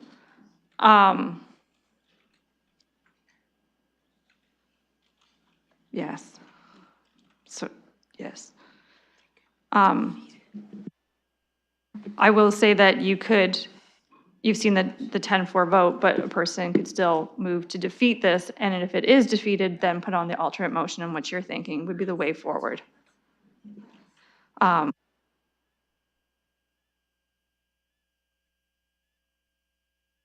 Is anyone challenging me that it's not in order before it's removed from the system and we go back to the main motion as amended? Okay, I don't see a challenge by them. Okay. Sorry. That's okay. I don't want to look for extra challenges, but before it's deleted. Okay, so we're back to the main motion as amended. So if you would like to put something alternate on the floor, you would have to defeat this. Looking to see if there's further speakers before calling the question on this one. The main motion. Councillor Pribble. Thank you. Quick question through the chair to the staff. So we are decreasing it from 4.5 to 4 million over next 3 years, 1 million coming transferring, so we would be minus $500,000. And then what happens during the next multi-year budget? Is this going to be revisited, or is it going to be automatically going staying at the 4 million level? Thank you. Mr. Murray. Thank you through the chair. So as part of the development of every multi-year budget, we reassess at that point in time the reserve fund contributions in the context of the target balances of those respective reserve funds. And so we would make the determination at that point in time as to what the appropriate contribution would be going forward. Councillor? Thank you. No more questions. Mayor Morgan. Yes, I'll just make a quick clarification for colleagues. This multi-year budget will, even with this amendment, be a net increase of $500,000 in the contributions to the Economic Development Reserve Fund. So remember, this budget actually increased it by 1 million. So this is just reducing the increase. But for colleagues who think, you know, we're not actually, we're still net increasing the amount that we're putting into the Economic Development Reserve Fund through this 4-year multi-year budget with this, even with this motion passed. Further comments?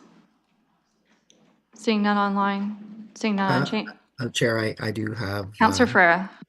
Okay, so looking at the motion, so we're not on that amended motion that Councillor Trusso and I put on. We're on the main motion now. The main motion as amended, yes. Okay, because I was going to suggest, because I understand from the comments from the amendment, I didn't get a chance to speak there, but I just wanted to know, I see that it says an annual contribution. Is there a way that we could change that to one time? The clerks would advise procedurally in order to defeat this, and then an alternate could be put forward should someone want to, or it's just dealt with and we move forward. And that's to the amendment that Councillor Trusso and I have? Okay.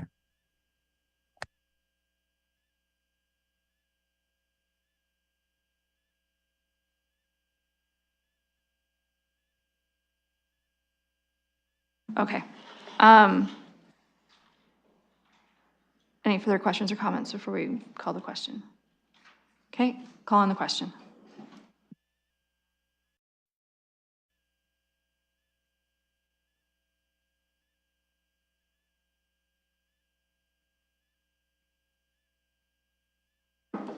Councillor Ferreira?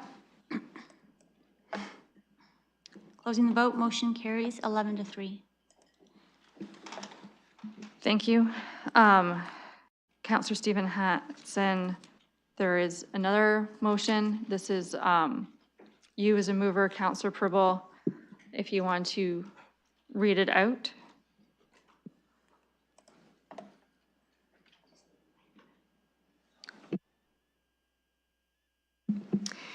Yes, and thank you to colleagues. The 0.1% down is great. This motion says that the mayor's 2025 annual budget update be amended to remove the future capital budgets for the Rapid Transit East London Link project from the 2025 and 2026 capital budgets. It being noted that the capital funding for this project primarily includes federal and provincial PTIS and development charges supported funding. Councillor Pribble, you're the seconder. That's a nod. I will start by going to staff, just to understand, as I know some of this contains provincial money, federal money, municipal money, and some contracts have already been issued of your feedback on this. Thank you, Madam Chair. I can certainly start, and my colleagues in finance can provide some additional information. So the RT projects are funded as a network of dedicated bus lanes, and based on our funding agreements, we believe that we would have to repay claims of works to date because we are not completing the projects as per the agreements. There are 2 projects that are not committed on the East London Link. That is 4, which is Oxford Fanshawe College, Oxford to Fanshawe College. That is out to tender, but it has not closed. And then 3A East, which is along Dundas, and that is McCormick to the Highbury intersection, which has not been tendered. I will note that there would be a requirement for us to do any additional or outstanding work to clean up those projects at fully city cost. And we're also in a position where the fairly significant upgrades to underground infrastructure along these routes would not proceed. This would include the major sewer upgrades on Dundas, which are needed for life cycle renewal purposes, as well as to support infill development, including some land. Councillor. My apologies, and my apologies to everybody. I did not take a look at this wording when it came. This was not my intention at all. My intention was to take away the annual tax levy impact.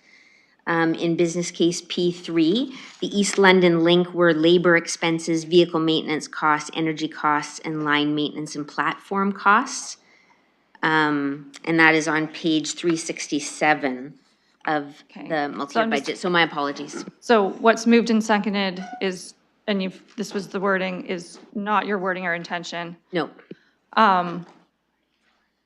So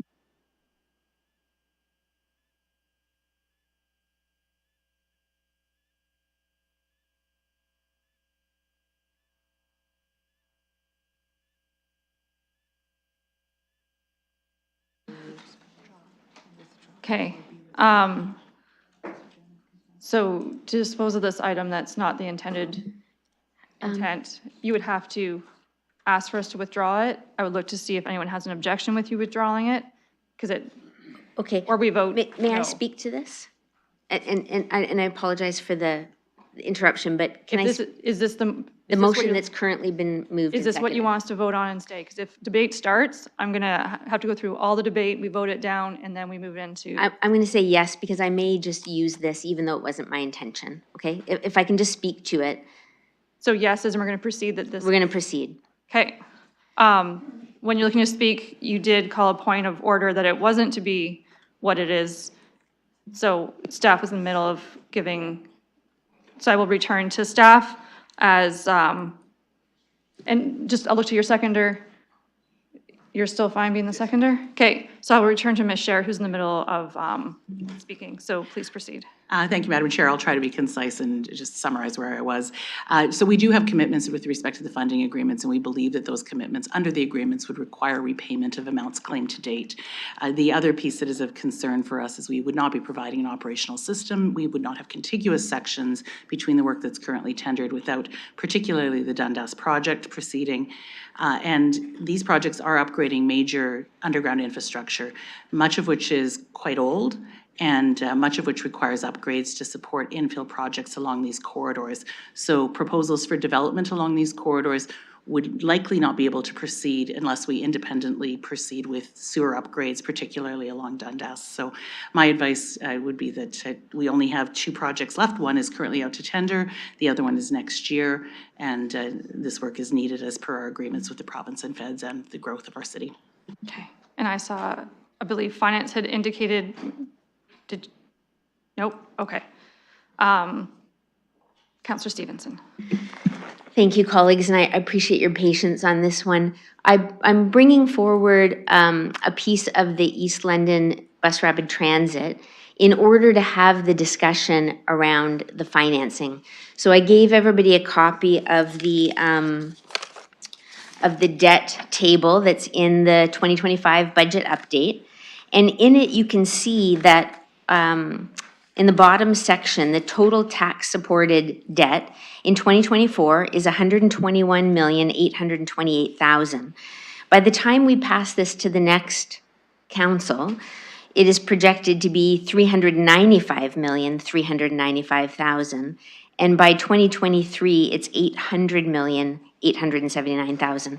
And then in the top section, it's debt servicing. So this impacts the tax levy. Total supported amount is $27 million currently. By the time we hand this to the next council, it's projected to be $66 million per year in debt servicing.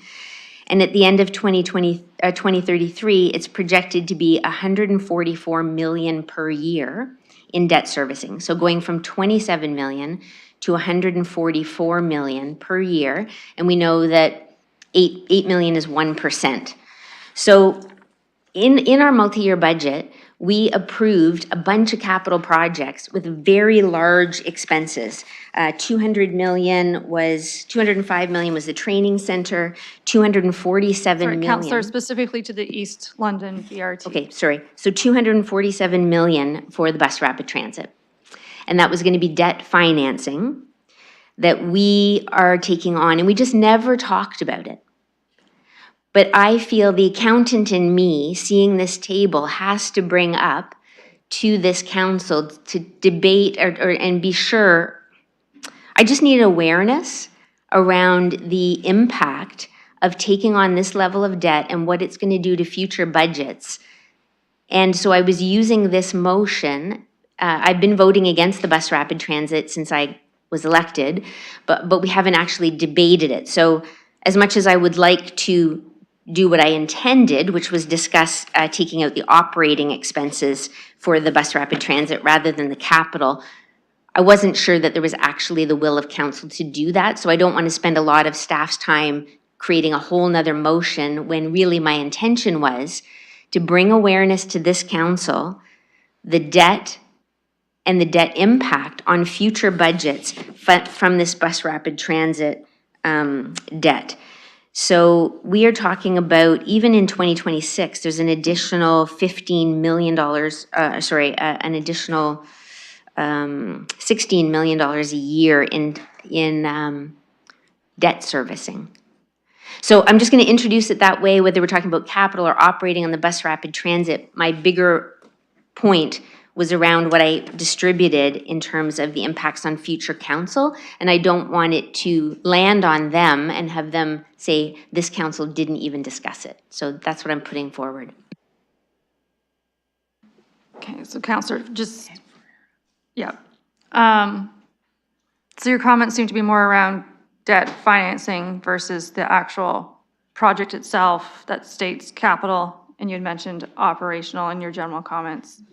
I will tie it in. So this one says capital expenditures in 2026 of $4,325,000 and $975,000 next year. So in 2025, we're spending an extra $975,000. In 2026, we're spending $4,325,000, and it is being debt financed, to which we are handing to future councils and to future taxpayers. Okay. Mayor Morgan. Yeah, so I'll speak to the motion on the floor. So I'm absolutely against the motion on the floor, as was identified by the Deputy City Manager. This would lead to us being in a situation where we would be out of alignment with contracts and commitments for federal and provincial funding. It would lead to a discontiguous transit system where we have parts of a line completed and no parts completed in the middle. It would lead to the cancellation of necessary and underground sewer work. It would lead to us, if we cancel contracts to meet the obligations here, still be on the hook for repairing and changing the laneways that have not been completed yet. And to me, and this is my opinion only, it would make zero sense for anybody to think that this is something that we should do, because we, like, irrespective of what people might want to debate, the motion on the floor is not functional from a municipal perspective if we're going to actually meet our commitments and finish an already committed to transit line. We have had discussions about the increasing costs when those were put in the multi-year budget. We can continue to have those discussions, but to table a motion that essentially would cause the impacts that would be caused by passing this, I honestly don't think we should even consider.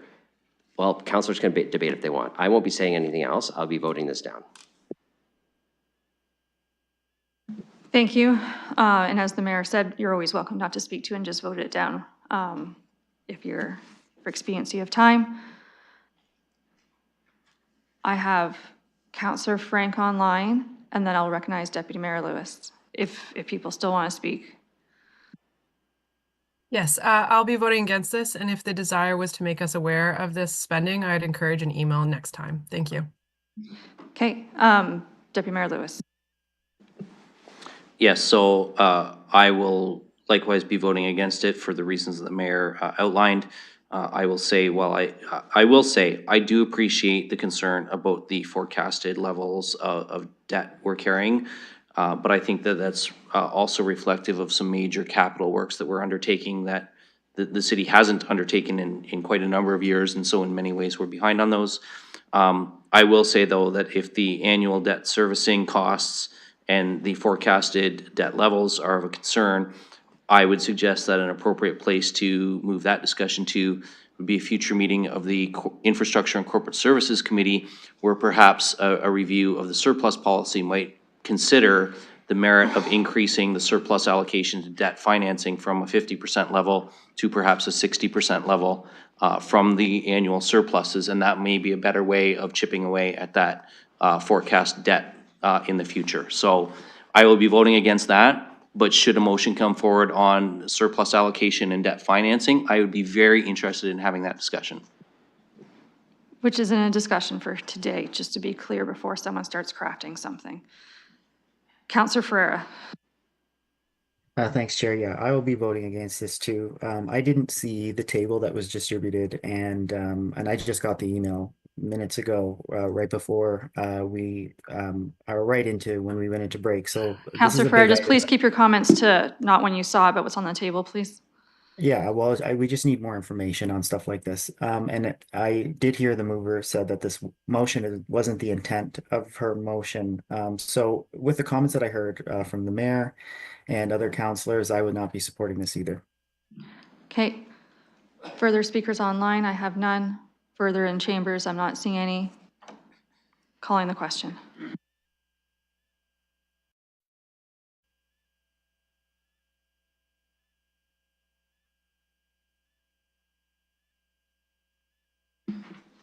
Councillor Closing the vote, motion fails, 2 to 12.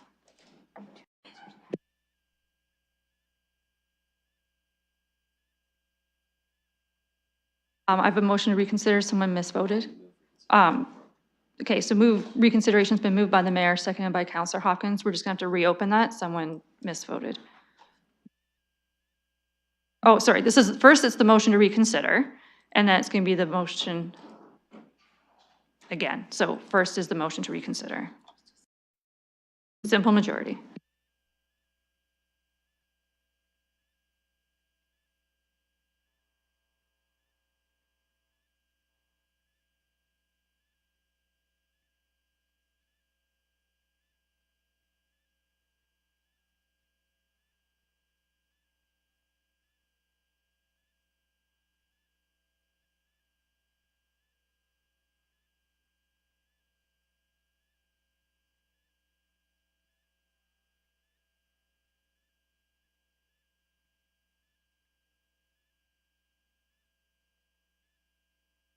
Okay, this is just a motion to reconsider the last vote, as a colleague had misvoted and would like to correct it for the record. That vote is opening in e-scribe.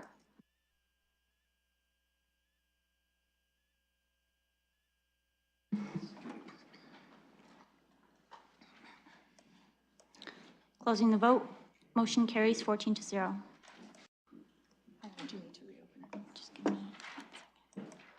Okay, so we're gonna.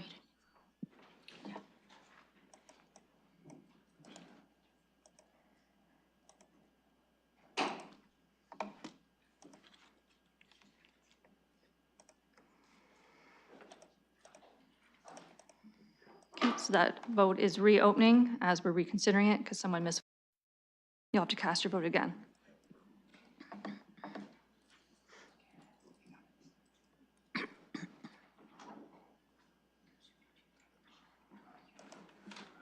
Closing the vote, motion carries 1 to 13. Sorry, motion fails 1 to 13. Okay, that disposes of that item. I'm aware of one more. Would you like to move it or? Okay, this is also Councillor Stevenson, Councillor Pribble still the seconder? You were given the verbiage at lunch. It is in the system. Can I ask you just to put it up to? Okay, so if you refresh your e-scribes, it'll be on the screen in e-scribe. I'll just give a minute to make sure that the wording is right, then I'll ask the counselor to read it out, and then I can start a speakers list or go to staff for information. Thank you. I'll read it out, and then if I could speak to it first, that'd be great.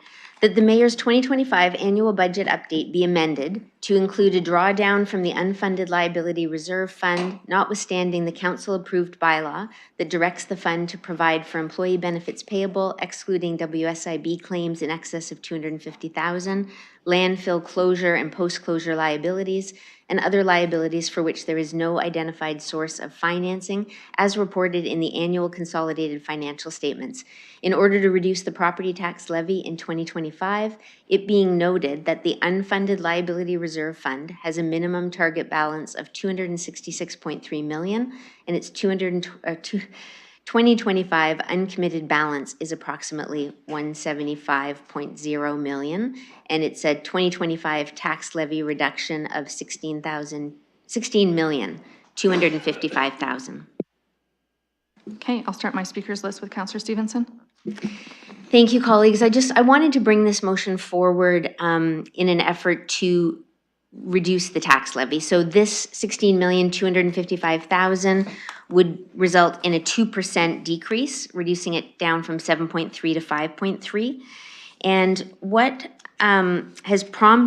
part of what has prompted me to do this in addition to wanting to relieve the tax burden, is the increase in the transfers to reserve funds. So in the multi-year budget 20 to 2023, the annual transfers to reserve funds was 66 million to 71 million. And in the 2024 to 2027 multi-year budget, the annual transfers are 171 million to 190 million. So we're looking at about $100 million a year more going into the reserve funds. So, and in addition, if you look at those multi-year budgets, the projected unfunded liability reserve fund has increased dramatically from what was expected 4 years ago to now. So maybe to staff, if they could, I've got some questions regarding why those large changes. Mr. Murray, why the large changes, or if there's ramifications of not having those large changes, of why they're there? Thank you, through the chair. I need to clarify the figures that the councillor has cited. The figures themselves, the numbers themselves are accurate. However, the figures that the councillor is referencing for 2024 to 2027, the much larger figures reflect the total of property tax, water, and wastewater contributions to reserve funds. The figures that were cited for 2020 through 2023 are the property tax budget supported figures only. So not an apples to apples comparison, if you will, of the figures between the two budgets. Okay, thank you. It isn't delineated in the multi-year budget. The line numbers are the same, but I appreciate the clarity there. So, you know, ideally what I would like to say is, you know, we'll find the 2% somewhere, as councillors mentioned yesterday. Look for those nice to haves. Staff has already done the service reviews to ensure that we're as efficient as possible in what we are doing. But maybe this council has an opportunity to take a look at what previous council directions were, and maybe they're not considered need to haves now that we're looking at the property tax increases that we're looking at. And given that I've provided the graphs on the increases that we are going to be facing in the very near future, I think it behooves me to move a motion that says we're going to take this 16 million from a reserve fund, and then we will do the work necessary next year to try to find the service programs that we can stop or find those savings so that we can prepare for the future to ensure that we're doing the best that we can for taxpayers. So knowing that we don't have the time to look at the cost savings now, I'm suggesting that we take it from the reserve fund and then make those efforts next year to bring the expenditures down. Thank you. Was going to go to finance, as a few comments were made about just the implication of this decision-making and saving taxpayers money, and I'm not sure if this would potentially affect our AAA credit rating. Thank you, Madam Chair. I'll draw some caution for committee on a few different fronts with this particular motion. The first being that it is a one-time reduction, one-time draw from reserves for 2025 only. So while that would provide relief in the amount of approximately 2% or 2% exactly in 2025, you would see a corresponding pressure in 2026, assuming other reductions weren't identified at that point in time. So it is a one-time reduction only. I will also note that this is a fairly significant draw from our unfunded liability reserve fund. And I've mentioned many times before that when we meet with Moody's every year, the two primary factors that they look at, or two of the more primary factors that they look at, are the amount of debt that we're carrying and projected to have, and our reserves and reserve fund balances and our liquid resources that we have at our disposal as well. And as was mentioned, we certainly are projecting debt to increase, and Moody's is aware of that and has not expressed concern about our credit rating being in jeopardy just based on that alone. I would be concerned, however, that if they see a material reduction, or at least a trend in that direction in our reserve funds, they may express concern about that in combination with the increase in debt. So I would just provide those cautions to committee as you're considering this amendment. Thank you, and I do believe that they monitor meetings and procedures throughout the year. I see a nod from the Ms. Barbone. My next speaker on the list was Mayor Morgan. Yes, I'll provide some comments on this. I'll be speaking to both our colleagues as well as those who do our credit rating, who I know I've actively met with and I know watch our budget debates closely. I will tell you I am absolutely and fundamentally against this motion. Not only do the benefits only occur in 2025 and then basically just kicks a tax increase to 2026, but a reduction in the unfunded liability fund first off. These are unfunded known liabilities. These are not things we can change by policy. They're not things we can get out of. They're costs that the municipality will incur, and we have to fund them. If we don't fund them today, we've got to fund them eventually. We only have limited number of sources where we actually put money into unfunded liability. In fact, I think there's only one, and that's through the surplus deficit policy. So we tackle off this unfunded must-be-paid liability through the slow accumulation of additional funds through surplus deficit policy. To make a substantial reduction from it, even on a one-time basis, in my opinion, is going to be looked at very negatively by our credit rating agency. And all you have to do to know that is look at the most recent report that they produced. Our credit strengths, high levels of cash and investments, strong liquidity. By doing this, it reduces our liquidity, our access to available money if we need to do it for short-term borrowing. Low debt levels supported by conservative debt management policies, mature institutional framework governing the municipality. Our credit risks, the factors that could lead to a downgrade. There's one, downward pressure could arise if the city were to experience a sustained loss in fiscal discipline, leading to a material increase in debt or substantial reduction in accessible financial reserves. The reason why Moody's is comfortable with the amount of debt that's increasing is because it is under a specific plan over a period of time with contributions to reserve funds that we know give us the liquidity through that debt process to actually manage through the fiscal situation. They are comfortable with the financial policies and planning of this council, unless we stray from it, which in my opinion, this motion would absolutely do. Like taking for a one-time tax benefit, money from a reserve fund that we know we absolutely have to pay, and there's only one source to fill that up, it would be a very strong deviation from the fiscal discipline that this council and multiple councils before us have engaged in over multiple periods of time that has led to a sustained AAA credit rating. And why do we care about that credit rating? Because, as was just discussed, we got a whole bunch of debt that's in our plan. And guess what makes that debt cheaper? A AAA credit rating where our debt subscriptions and our debentures are fully subscribed and we get great rates. This one-time benefit in 2025 will cost us way more in the long run if our credit rating gets downgraded for all of that debt that we're going to accumulate. We're going to pay more for it.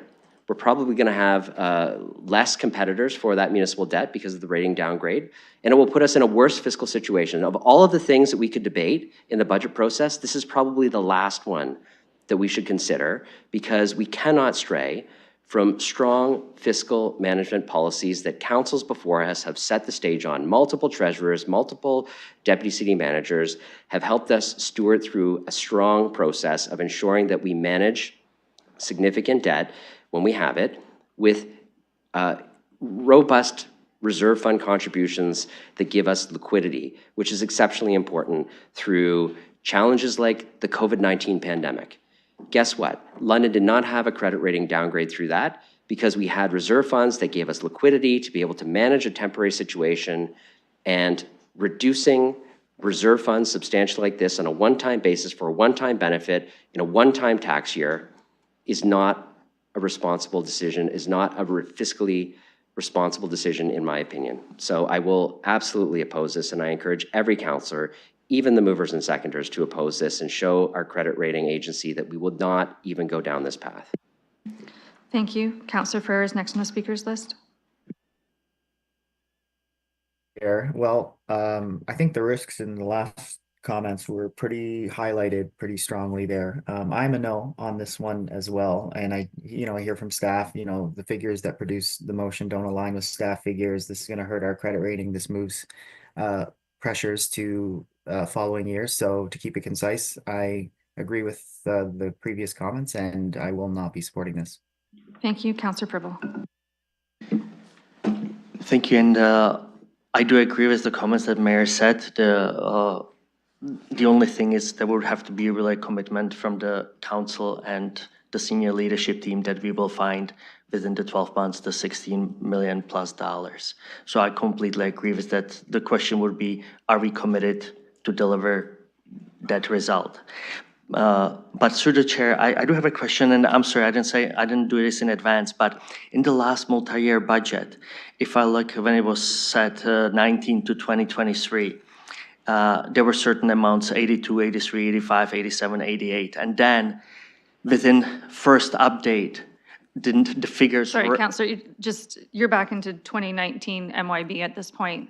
Just if there's going to be a specific question, just if there's a page number or something, just if you want an answer from staff comparing things, they'll need an opportunity to actually go back and look. But anyways, there's an increase within first update over 10%. And I was just wondering, I know within few months the 10% is quite high as well. If you would remember what was the reasoning behind it. Thank you. Mr. Murray. Thank you. Through you, Madam Chair. So what I can advise committee is that this reserve fund, specifically the unfunded liability reserve fund, has gone from a balance of approximately $116 million in 2020 to a current balance in the $170 million range. However, concurrently, the liabilities that this fund is intended to ultimately go to support have grown from $211 million in 2020 to $313 million in 2023. So there's been a more than $100 million increase in the liability with a far less increase in the reserve fund. I believe it was the mayor's previous comment, he is quite correct that the only source of funding that goes to this reserve fund is personnel savings that we realize in our budget in any given year. It's outlined in the surplus deficit policy that those are to be contributed to the unfunded liability reserve fund. For clarity, this reserve fund does not receive any other tax-supported contributions. Thank you. Councillor Pribble. Thank you for now. Councillor Trousseau. Thank you. Through the chair, I'd like to ask Ms. Pollitt a question. Not in your capacity as solicitor, because I'm not going to get into Councillor, you're too far from your mic. But in your capacity as a risk management expert, what happens if what happens if the unfunded liability reserve fund gets too close to what would be a high year in terms of our liabilities? What's the risk? What's the downside of that? I know he directed this question specific to one staff. Not sure if there's other staff that's actually more appropriate. Whoever wants to answer. Thank you. Someone would love to answer, and I believe that's Ms. Barbeau. Thank you, through the chair. Happy to answer that one. So these liabilities are actually on our financial statements. They are liabilities that the corporation ultimately is obligated to pay. So unlike other reserve funds where council is saving for a particular project, this reserve fund is specifically for the purpose of saving to offset the liabilities that the corporation is legally obligated to pay. So if that funding is not available, we would need to seek another source to extinguish those liabilities, which would ultimately, very likely, if there were not other funds available, create a tax levy increase so that the corporation would be able to pay its future liabilities. Councillor Trousseau. And it could also result in us having to take out unanticipated debt, which would be at a very, very high level? Ms. Barbeau. Thank you through the chair. So Municipal Act precludes us from being able to issue debt for an operating expenditure. So this would be absolutely tax levy where it would need to be funded if it was not, where municipalities are only able to incur debt to fund capital projects. So if we are short and it was not available through a reserve fund and reduced spending, it would automatically require a tax levy increase to raise those funds to be able to extinguish the liabilities. Councillor Trossel. Thanks so much. I'm going to stop there. Thank you so much to Mayor Morgan for really writing a very, very great paper on why this is a dangerous thing to do. I agree with everything you said. I'm a hard no on this, and I think it's, I think I could read the writing here, so let's, I can't do a motion to put, but let's get on with it. That is correct. There is no motion to put currently at committee, but I see no further hands online. Councillor Stevenson, you're at 2.5 minutes. Go ahead. Thank you. Just a question to staff. I just heard, 220 million to 313 million is the current liability. And I know you had said that in an email previously. So I said I just heard, but I had seen it earlier. So we're currently not fully funded that liability. Is that what you're saying? Mr. Murray. That is correct. The liability is 313 million. The reserve fund balance is in the 170-ish range. Thank you for that clarity. So in the last multi-year budget, the projected out to 2029, with the unfunded liability was only projected to be 108 million. The current one has it at 231, but we're hearing it should really be 313. I'm just wondering, is there any, what's the biggest part of that large increase? Mr. Murray. Through you, Madam Chair. Again, the only contributions, the only inflows to that reserve fund are personnel savings that are realized in the city budget and contributed to that reserve fund at the end of every year, as well as any interest or investment earnings on that specific fund. Councillor. Thank you, and through you. No, I mean the liability. What is it that's causing us to owe so much more money than we planned last multi-year budget? Okay, what are we saving for, I guess? Ms. Barbeau. Thank you through the chair. So one of the largest components relates to our post-employment retirement benefits, and one of the most significant changes that occurred for the 2023 year end is the additional asset retirement obligations, which have now come in through our accounting standards, which required us to formally recognize on our financial statements all of the additional liabilities that legally a city is responsible for. So that alone accounted for a $54 million increase in 2023 alone. But those are solid waste, landfill, post-closure. Most of it is primarily related to post-employment related benefits. And there is a note on our financial statements, note 12, that clearly outlines all of those balances and what the future obligations are for the city. Councillor. Thank you, I appreciate this. But if I understand correctly, currently, we have a liability of 313 million, of which we have set aside 177 million. Is that correct? Mr. Murray, I believe you stated this twice, but. Through you, Madam Chair, that is approximately correct. Councillor? Okay, thank you. So similar to the target on our other funds, we were far short of fully funding that. What I'm suggesting is reducing it by 20 million. So we're already short approximately 137 million. I'm saying just make it 157 million and have a commitment. It's really just about whether this council wants to commit to finding the $20 million in savings or not. If we're not, it's a no. If we would like to do that over the next year and reduce the tax levy and the expenditures, especially knowing we've got a lot of interest pressure and debt pressure, then we can say yes. And really, I'm just putting it before council to say, are you interested in taking that challenge on or not? And I'm open to whatever council decides. Thank you. I know some councillors were ready to call the question. Councillor Frank, I see you online. Are you looking to speak? Yes. Very quickly. Go ahead. Yes, I'm very interested in finding savings for our taxpayers, and this is a very fiscally irresponsible way of doing it, so I won't support it. Thank you. See no further speakers online. None in chambers. Calling the question.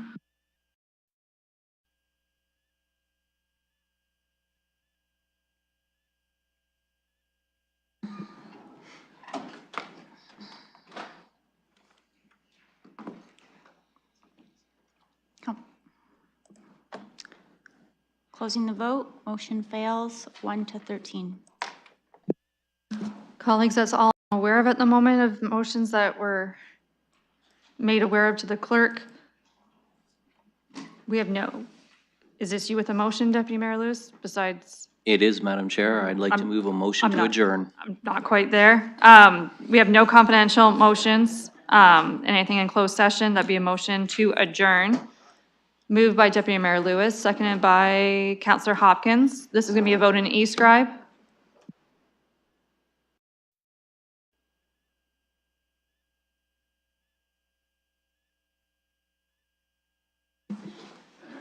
Councillor Purble, Councillor Ferreira.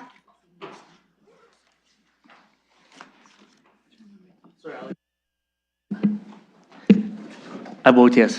Thank you. Closing the vote, motion carries 14 to 0. Thank you. We're adjourned.